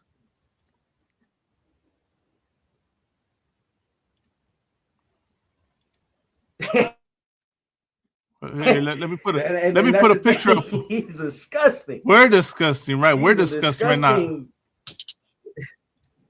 Go ahead, Mark. There you go. They're right there for you. What's his name? Daniel. He's saying we're nuts, but the rabbi puts his mouth on the baby's nut. Hey, you're not the same dumbass Justin, are you? Is your name Daniel now? Because you're saying the same thing. He's now we gotta be Edom, sir. Now we gotta be Edom, and we gotta be. Are you the same pendejo? Right. You're the same. That's his family. Here's your oral tradition. Yeah, here's your oral tradition, right? That's your oral tradition. Right here, right? Tribe of Manasseh, or what is it? Tribe of Dan. How the fuck are you the tribe of Dan when it got observant to Manasseh? You understand? How are you the tribe of Dan? And you said you were what did you say? You said Judah, Levi, and Dan. You said you were Judah, Levi, and Dan when Dan got absorbed into Manasseh. You didn't say Manasseh, and that's how I know that you're not following the Bible or the Torah as you claim. Go ahead, sir. Answer me this. You guys claim to be Judah and Levi, and then you say Dan. Well, where are the rest of the tribes? If you know where Dan is, that means that you should know where the rest of the tribes are at. Where are the rest of the tribes? Where? Right. You understand? And that is an utterly disgusting custom that does not come from the Most High God. You do not follow the Torah, because if you did, this custom would not be performed. Right. He said to stop the bleeding. God damn. Good night. That is disgusting. But you want to say we're disgusting? What did he say? Right. So, hey, Khan, the sister said it. Nasty, sick bastards. Yeah, that's exactly what he is. You know, he's a nasty, sick bastard. Mama Czar. Right. Mama Czar. That's right. You know, and how you know, like, you gonna tell. Then you said it comes from. Where in the Bible does it say your tribe comes from your mother? He said, "Let me see your." Let me ask Go him ahead, this. sir. Let me ask him this though, because he says that the tribes will be gathered soon. Well, the prophecy is that the tribes will be gathered when the Messiah comes back, Yahushua. What are your people doing in the Holy Land? We're supposed to be gathered when the Messiah comes back. But the Bible does say this, that a bastard shall dwell in Ashdod. Right. You understand? You are the bastard that the Bible speaks of. Matter of fact, give me Revelations 2:9, Malagma. What kind, sir? I got you. Simón carnal. Ahorita te lo agarro aquí este verso. Hey, we only know what you've been exposing, and you have exposed that you are an utterly disgusting bastard who got his rod sucked on by a grown man, and that's the reason why you're effeminate. A lot of your women are only with you because it is a negotiation between families. But I see how your women look at real men, and they look at you like a bestie. I got it right here. Go ahead, Malama. This is the book of Revelation, chapter 2, verse 9. I know thy works and tribulation. You know what? I know thy works and tribulation and poverty. But thou art rich. Now, Daniel, what does tribulation and poverty mean? What does that mean?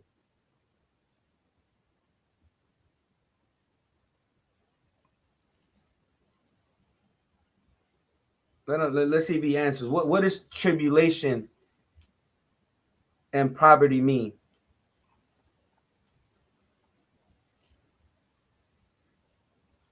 Asked you a question, Daniel. No sweat. He's not going to answer, but now he's running. Right.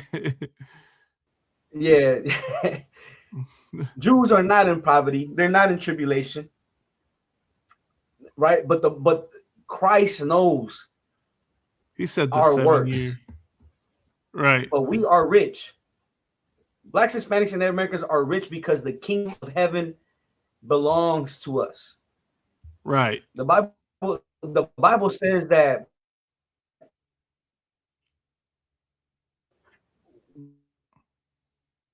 we shall take dominion of the.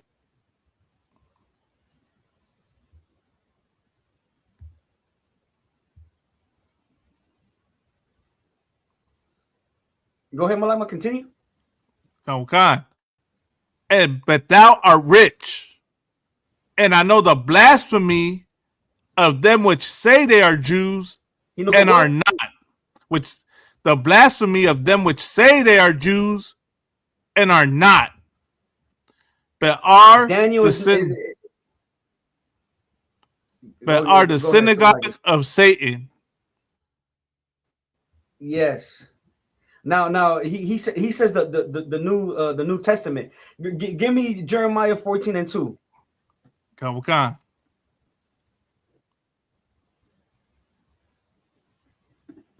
Right, we could go to the Old Testament, no sweat.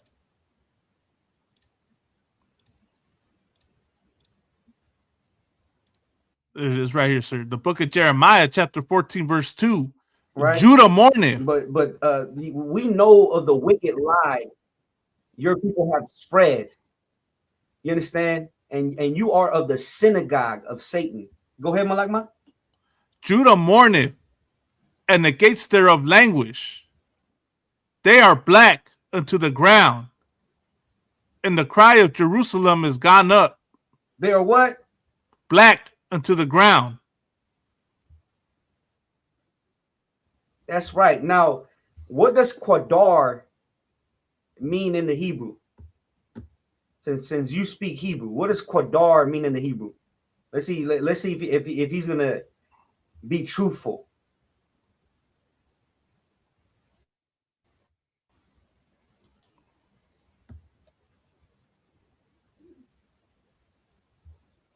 What does Qadar mean, Daniel?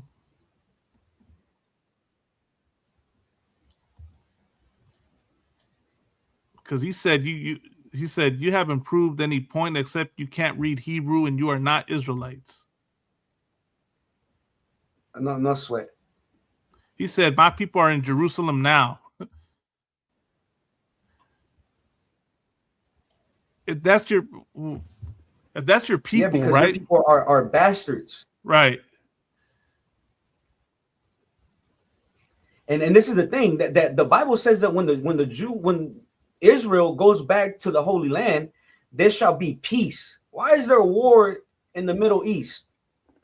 Right. And I'm pretty sure there You would understand be why? Because right. you are imposters. Right.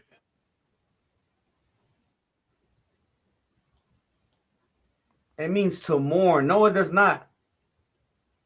It means dark skin. Right? It means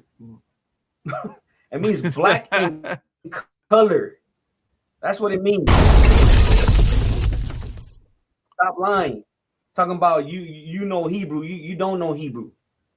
Right.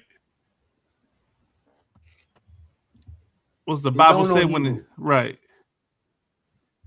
It says it means as of burnt skin. That's what it means. It means of burnt skin. Who has burnt skin on earth? Blacks and Hispanics. The sun kisses our skin, man. But you and your people, you guys are getting cancer out there in our holy land. Because the Most High wants to eradicate you bastards from the Holy Land. You understand? Right.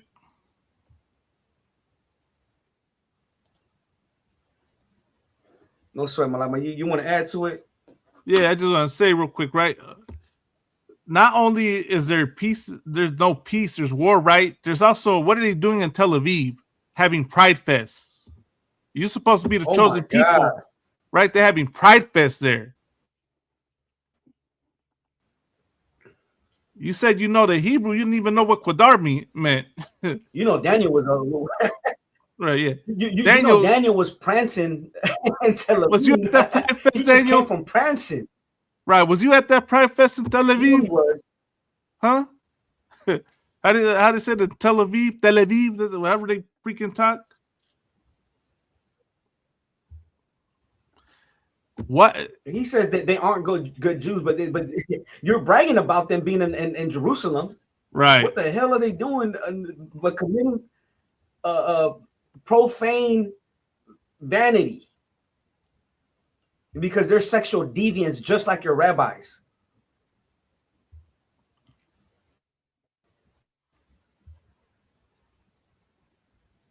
He said he's not a mariposa. You know what I mean? The Bible says this. And give me Isaiah 3. Let me see. Is that the one I want?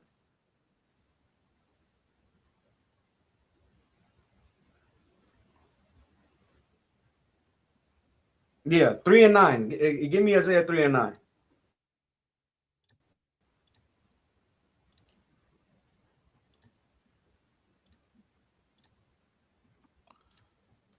The book of Isaiah, chapter 3, verse 9. The shoe of their countenance, the witness against them. And they declared their sin as Sodom. They hide it not. Woe unto their soul, for they have rewarded evil unto themselves. Right? You could see it in your people's face. And it does witness against you. That you guys have declared sin as Sodom. You guys are sodomites. Right. And you hide it not.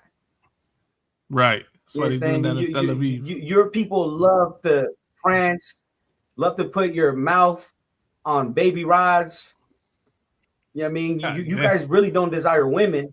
You desire, man, I don't even want to say that. You desire children, man. That's what you and your people are on the Epstein file.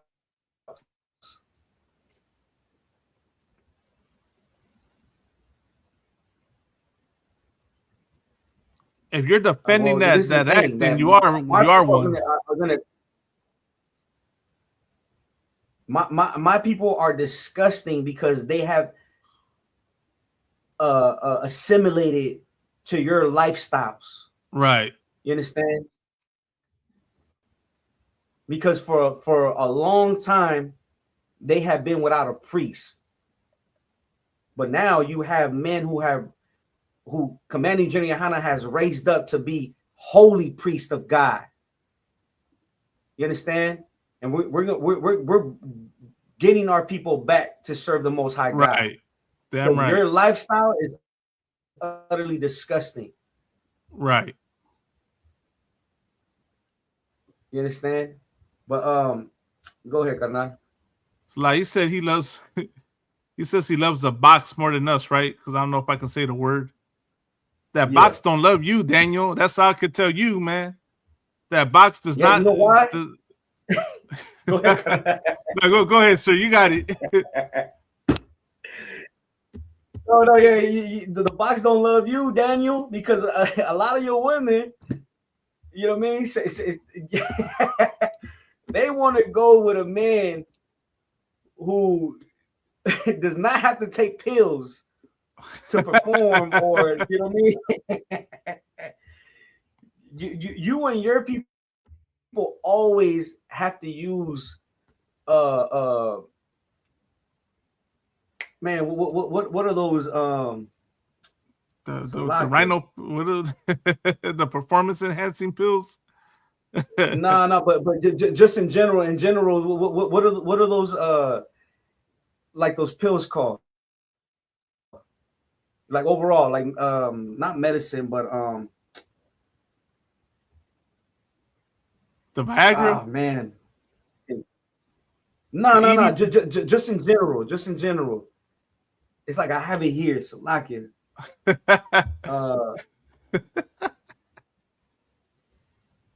Nah, man, Salakia. Anyways, man. But yeah, the box don't love y'all, man. That's your for people sure. Always has to have to use enhancement because you guys male enhancement. You guys there suffer you go. from deficiency. Yeah, there you go. Male enhancement because you and your people suffer from deficiencies. Right. He said we're just haters. and your women don't want you.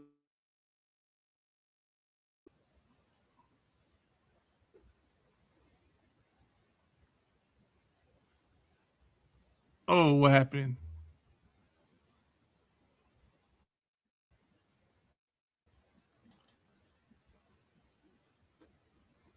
Good night.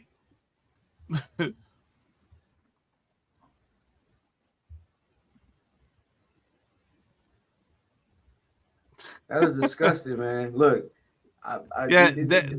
this vato. I'm not gonna say vato because he's not a. You're not a vato, but this sodomite is gonna turn out to be like Chud. Yeah, Chud. I'm pretty sure he has a picture of himself in a tutu in a fairy suit. Pretty sure this sodomite gets pegged, right? If another man has put his mouth on his rod, I'm pretty sure he desires to be pegged as well, man, because they're sexual deviants. That's the spirit of the oppressor. And this is the problem with you Edomites, right? Especially you Amalekites. He said I had Latinas before. Let me tell you, them Latinas don't love you. They fear you. That's really what it is, Daniel.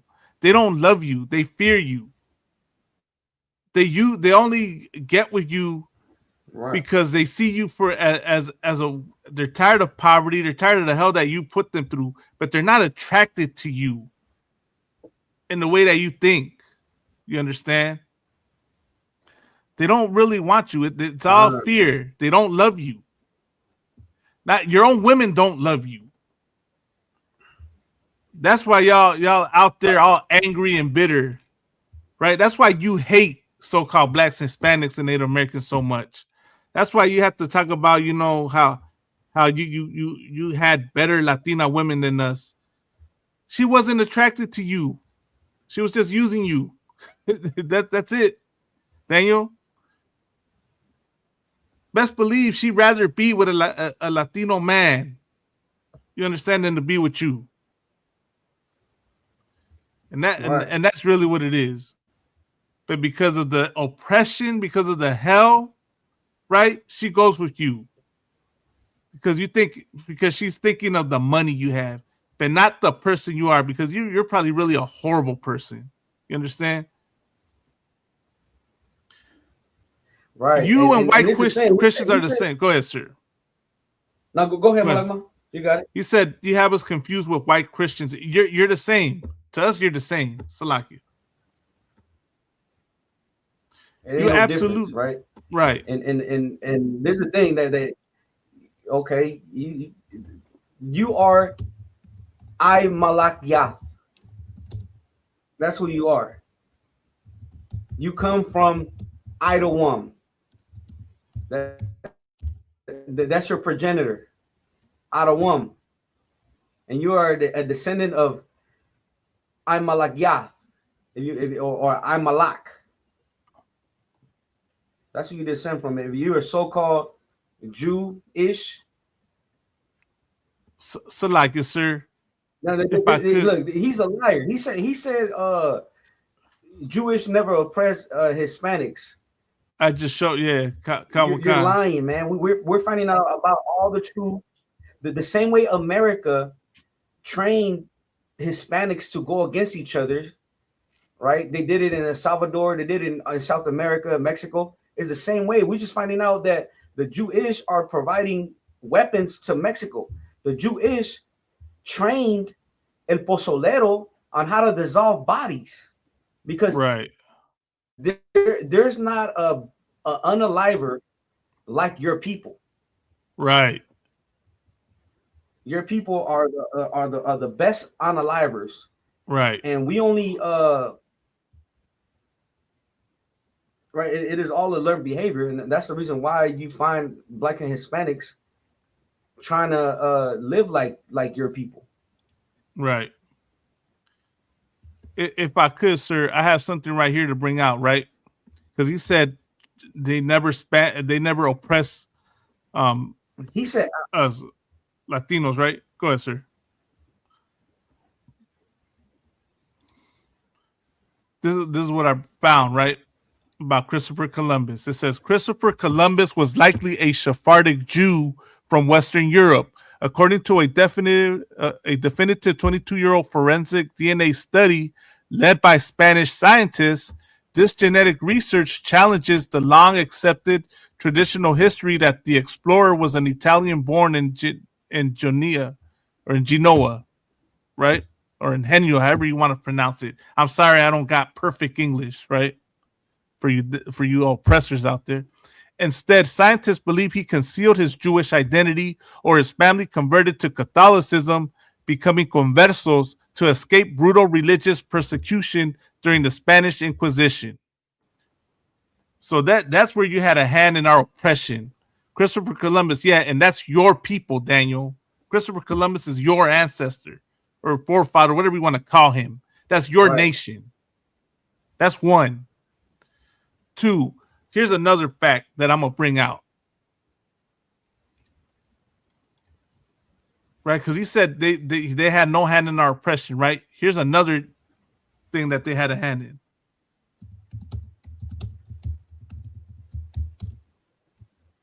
And if I could, while you're grabbing that, Malakma, that he said that his people were put on ovens. That's white on white crime, man. You understand? That's white on white crime, and this is the thing, that your people got put in ovens because you guys were full of lice. It wasn't to unalive you guys. It was because you guys had hella lice. Right. You guys didn't bathe. We have to teach you and your people how to maintenance. Now look at this, right? I asked Google, right? Did the Israeli government have a hand in the cartels in Mexico? And it says this, right? It says the Israeli government had no documented history of directly collaborating with or supporting drug cartels in Mexico. What happened, Salakia? Look at him, look at him. All mad. All mad. No, go ahead, Karna.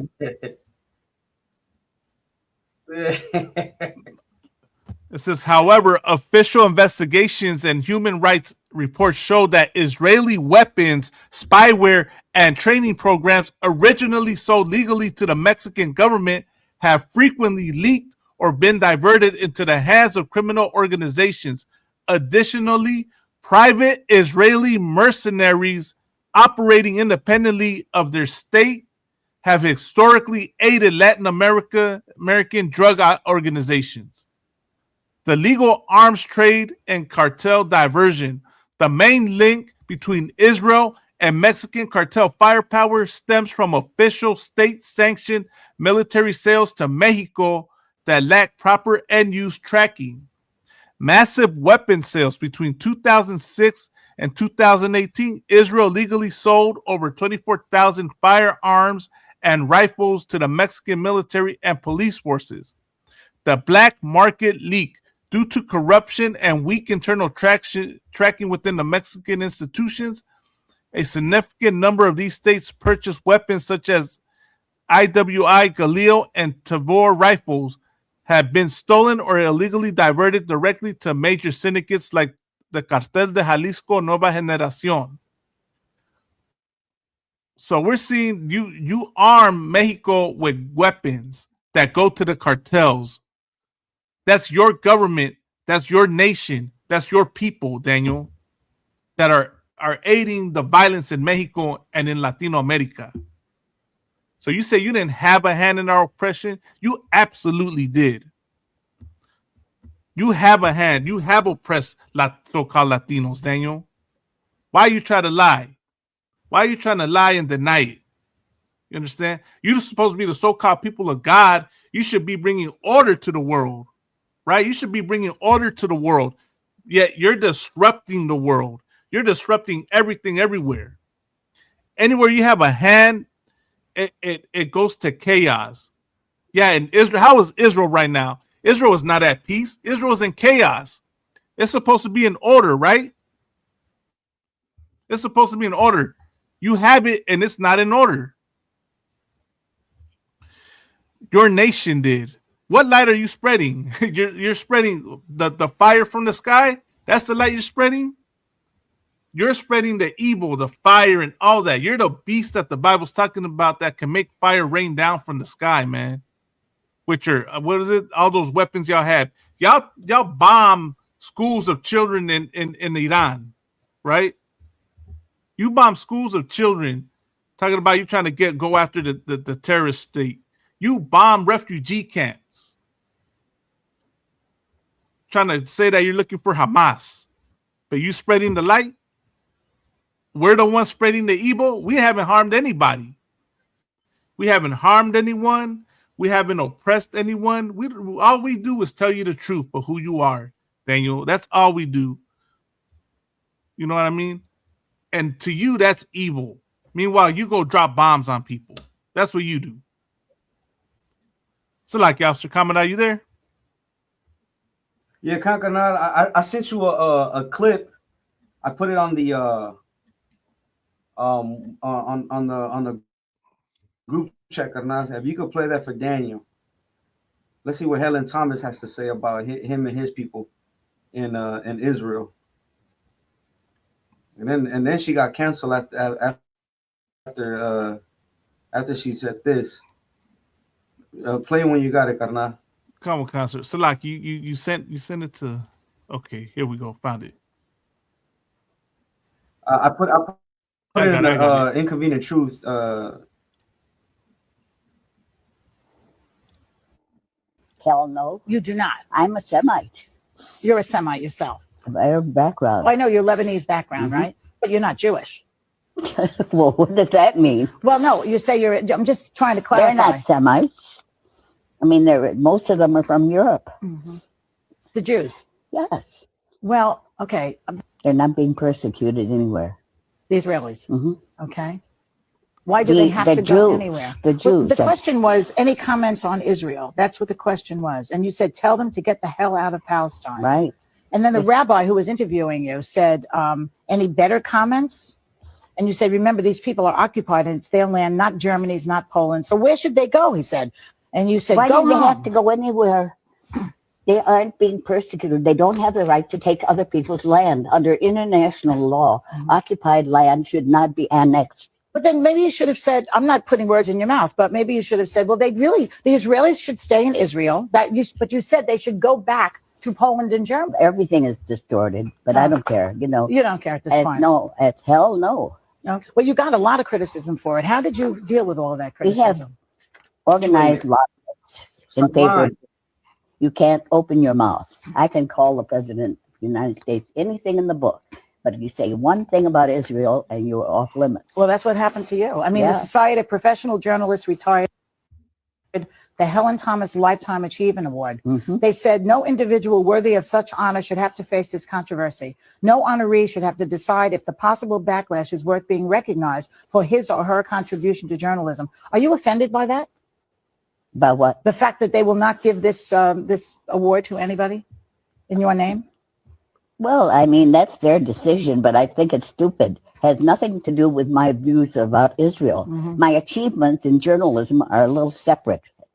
Mm-hmm. So you have no regrets about what you said, even though I have regrets that everybody's misinterpreted it and distorted it. And you have the Ari Fleischer and Abe Foxman distorting everything. Salakia.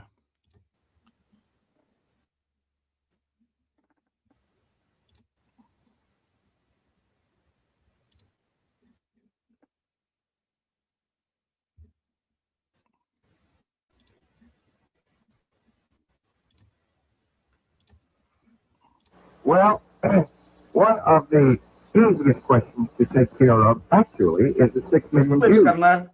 These people, these Jews, if this I got this one right now. Jews, sorry, you would have to give the Jews credit for being more clever than the cat for having 9 lives, because there's Jewish gas Jews show up again and again and again all over the world, not just here.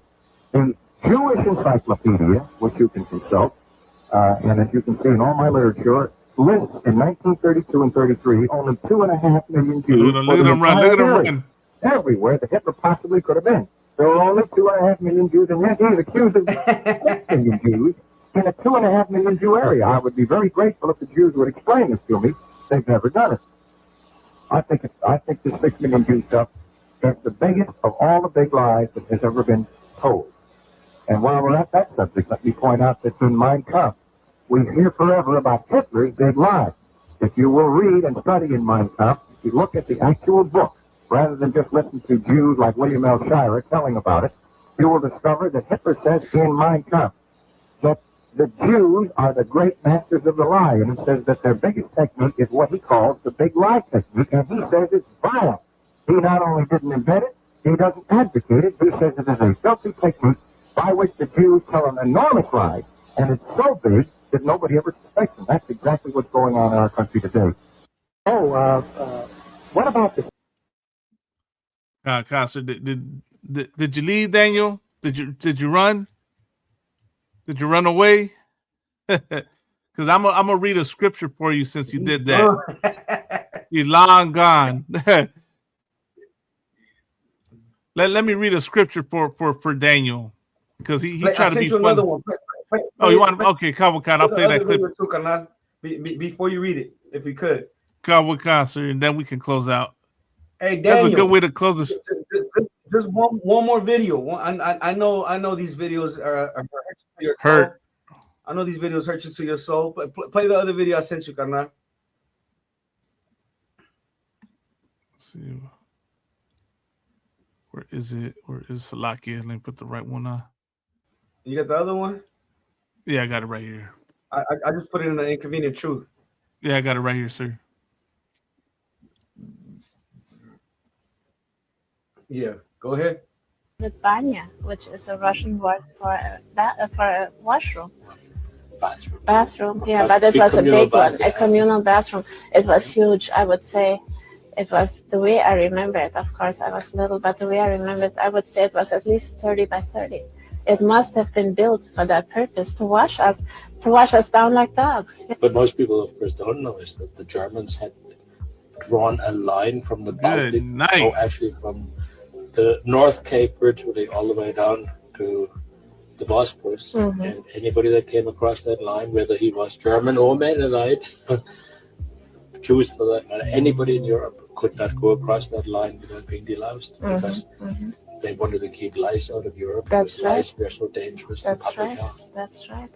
So that was don't the feel first... badly, you know, you got that picked on because we were Mennonites or Lutherans. Or the same for the cutting of hair. I mean, we were all shorn bald in order to stop the lice, the louse problem that we had. Everybody had lice in the war. You know, I mean, this was just common knowledge that everybody had lice, and then of course we had to be deloused and put into Germany. So Jews cannot claim unique victim status. No, they cannot. And when I hear the stories about them Nice. losing their hair, big deal. None of us had hair.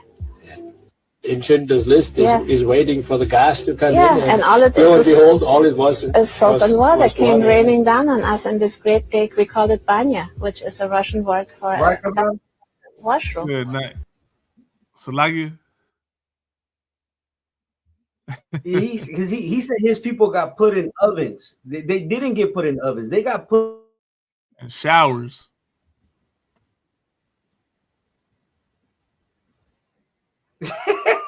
They bathe these motherfuckers, man. Oh man, they bathe these bastards, man. Hitler was like, man, these are utterly disgusting. My people are utterly disgusting. That's what Hitler said. You know, he's like, I gotta put them in sanitation rooms. I gotta bathe these bastards. Right. They got lice. They're full of lice. They stink. You know, they don't even wash themselves. Right. He said his people got put in ovens.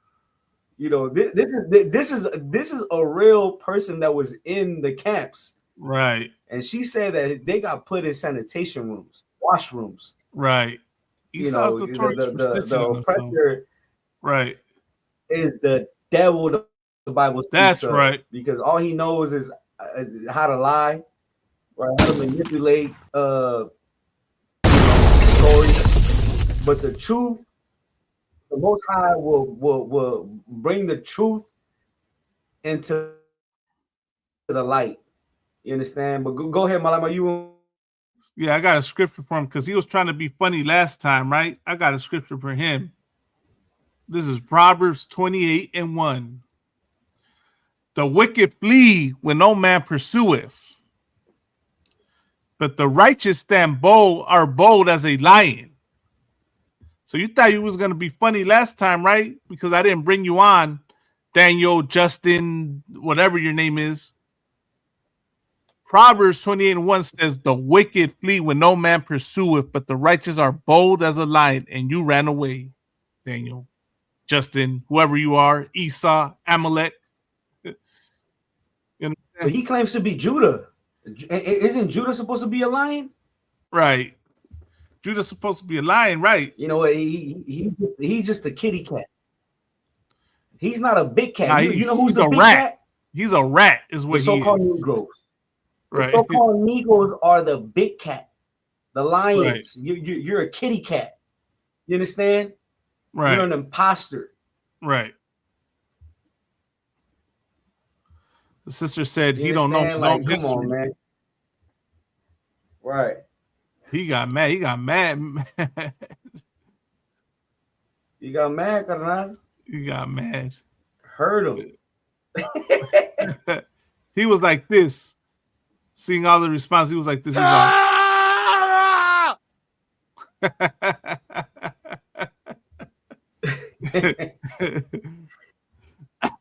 Big Cowboy concert. We're already 2 hours and 19 minutes in. Yeah, Sir, we're at the top close of the out? hour, carnal. All right, Cowboy. Yeah, let's close, man. Most High in Christ for the, you know what I mean? Hey, water while Yahweh shy. The water Yahweh while Yahweh shy, man. Damn right. Damn right. Kwam Yasha Allah, carnal. Kwam Yasha Allah. But there you go, Raza. That's tonight's episode. Lord allow, we'll be back at it again next week. We have the link right there, man. I mean, he was doing all that typing. He could have always hit the link and come on. He saw it, man. A lot of y'all act like y'all don't see the link right there. It's right there. But y'all can hit the link and come on and have the conversation. You know, he tried to say we don't know our own history. We showed he doesn't know his history. We showed he doesn't know what tribe. He contradicted his history, saying he's from the tribe of Dan when Dan got absorbed into Manasseh. You know, and he lied, right? A lot of these Jewish and cats that's the thing, say that they always want to. No, go ahead, because I like it. No, he tried to say that it's from your mother when the Bible says in Numbers 1:18, your tribal affiliation comes from your father. You understand? By the house of their fathers. But go ahead, sir. No, yeah, carnal. You know what I mean? Like he contradicted himself up and down. You know what I mean? Like there was no truth in him. He's an imposter. He's used to spilling lies, and everybody believes him. He wants to question us, but when he gets questioned, every time these bastards get questioned, they have no clue. They can't even explain how they're from the tribe of Judah and from the tribe of Levi. If it's from your mother, well, okay, so how, is she Judah? Is she Levi? Like, what is she?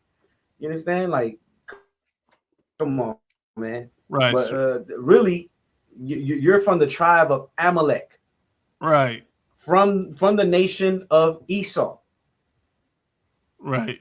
You understand? And again, which is the precept you pull, Malakma? The wicked flee? Yeah, Proverbs 28:1. The wicked flee when no man pursueth. That is a wicked bastard. Right. Oh, we got someone just join us right now, real quick. Salaki, sir, we got somebody in the studio with us.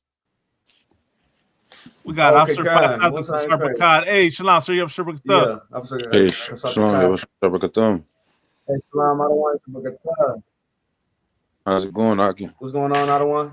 Not too much. It's a while, sir. Y'all rocking and rolling, huh? Can y'all hear me? Khan. Yeah, Khan, sir. We hear you, sir. Clear. Yep. I was just hopping in. I'm just listening, man. But I'm just saying, what's up to y'all? Okay. Oh, orderly. Hey, what's going on? It's like, sir. Yeah, Khan, sir. It's a while. So, like, sir, I don't know if you caught the show earlier. We were addressing some man by the name of Daniel Adamek Miller, who thought he was gonna try and conflict us. Or what is it? Try and cut us, but it backfired on him because the truth is with the ISUPK and not with these imposters. That's right. So damn right. No, but I didn't catch that part. What was he trying to cut brothers with? He was just trying to say that he tried to hit us with if we know Hebrew and this and that. You know what I mean? Started asking him like, what the answer is like, do you get the mitzvah pay performed on you? I think it's yeah.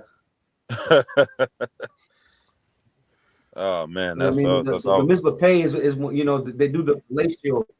Right, I know. They do the fellatio on the babies and shit. Yeah, that's always a cut to them, man.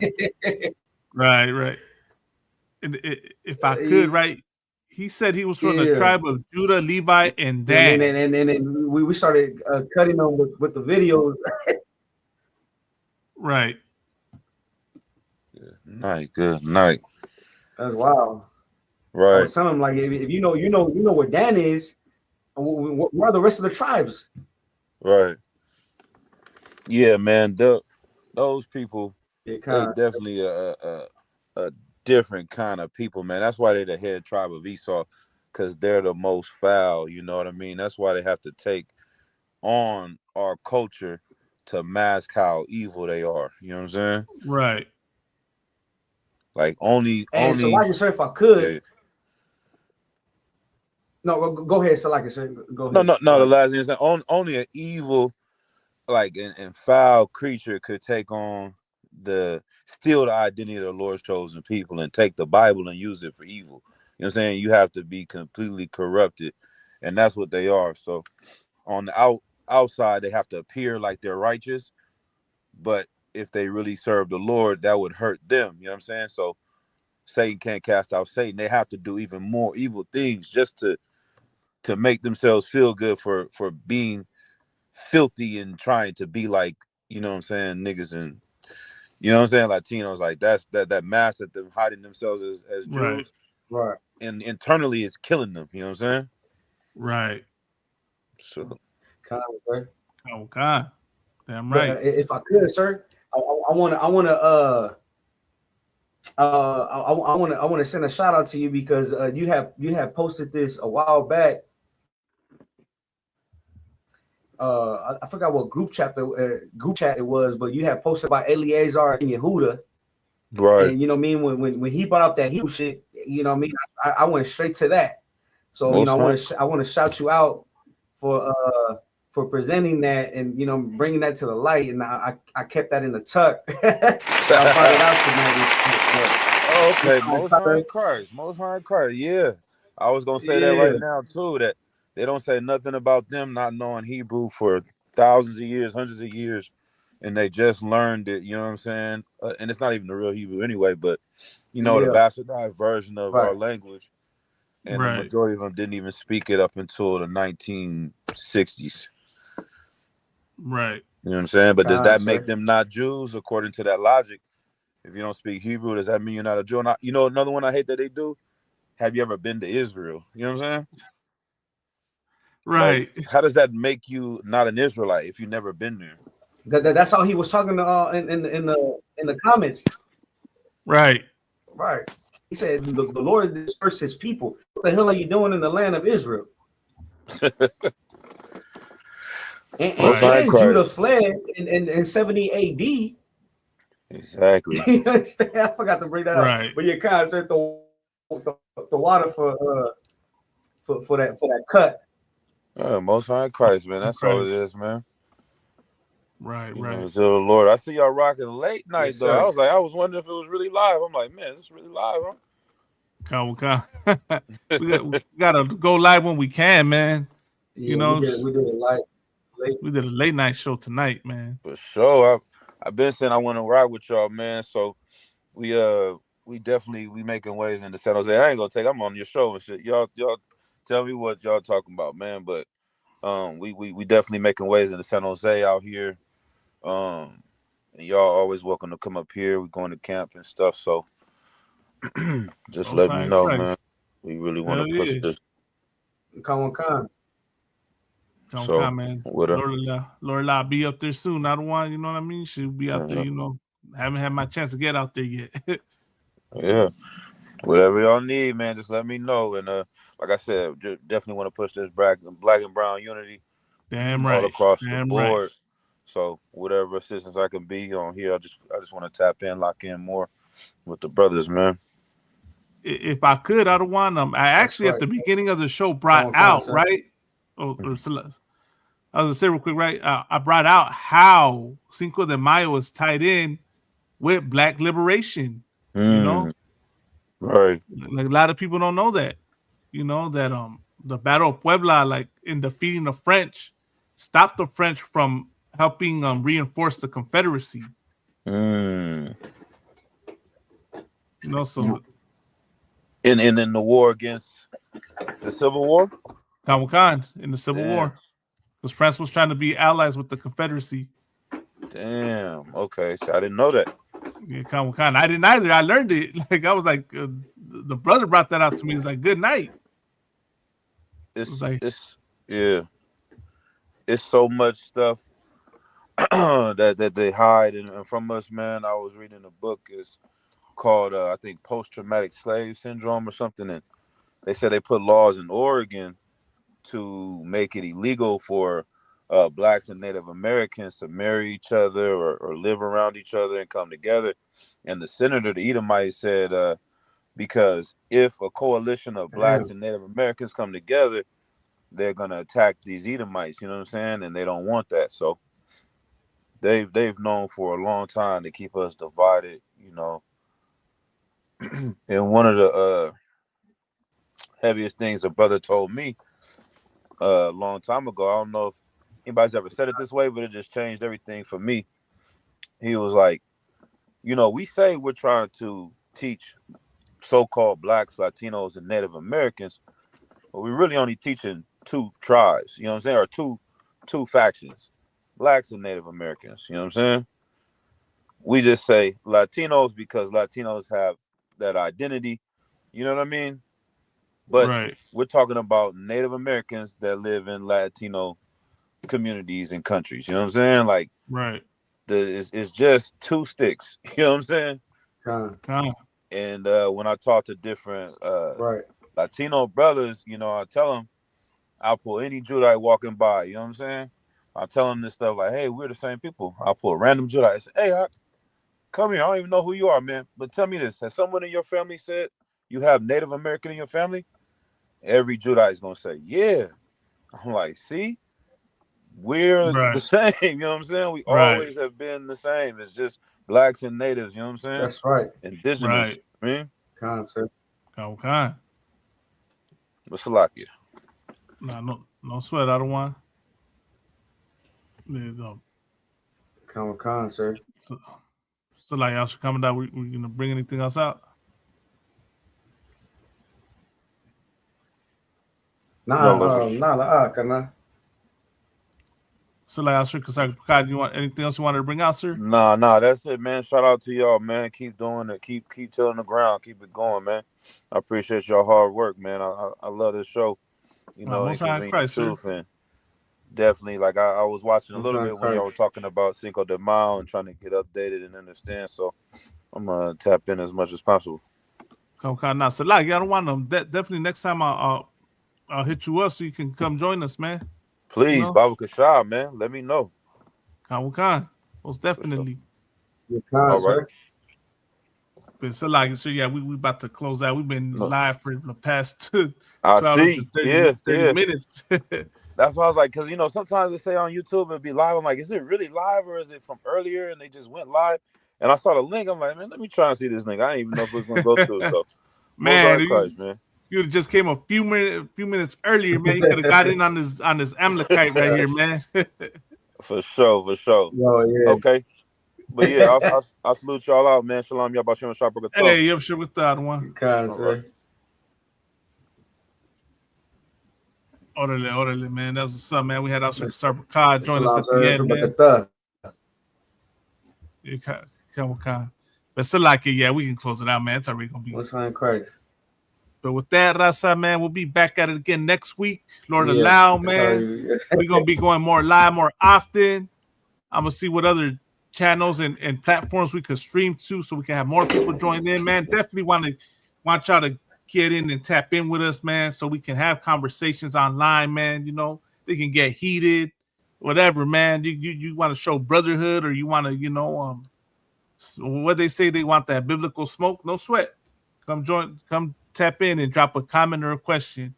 But with that, man, this is the Inconvenient Truth 1969 on all what is it, social media platforms. That's how you can find us. Our email is the Inconvenient Truth 1969@gmail.com to contact us and, you know, follow us, man. Subscribe. Tune into our channel on YouTube, on all the social media platforms, man. Hit a follow, man. Subscribe, man. But with that, man, we'll be back at it again next week. Shalom, Rasa.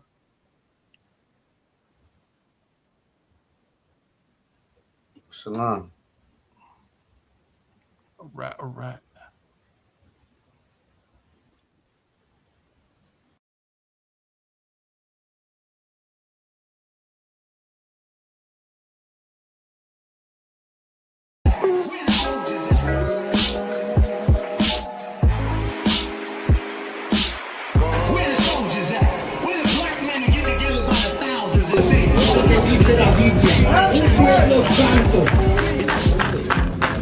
Jehová, tu Dios, te ha escogido para hacerle un pueblo especial. Jehová, tu Dios, te ha escogido para hacerle un pueblo especial. un pueblo. No está hablando de los chinos, no está hablando de los árabes, no está hablando de los japoneses, de nosotros. Nosotros somos la gente más odiada en este mundo, más odiada. Y toda la gente les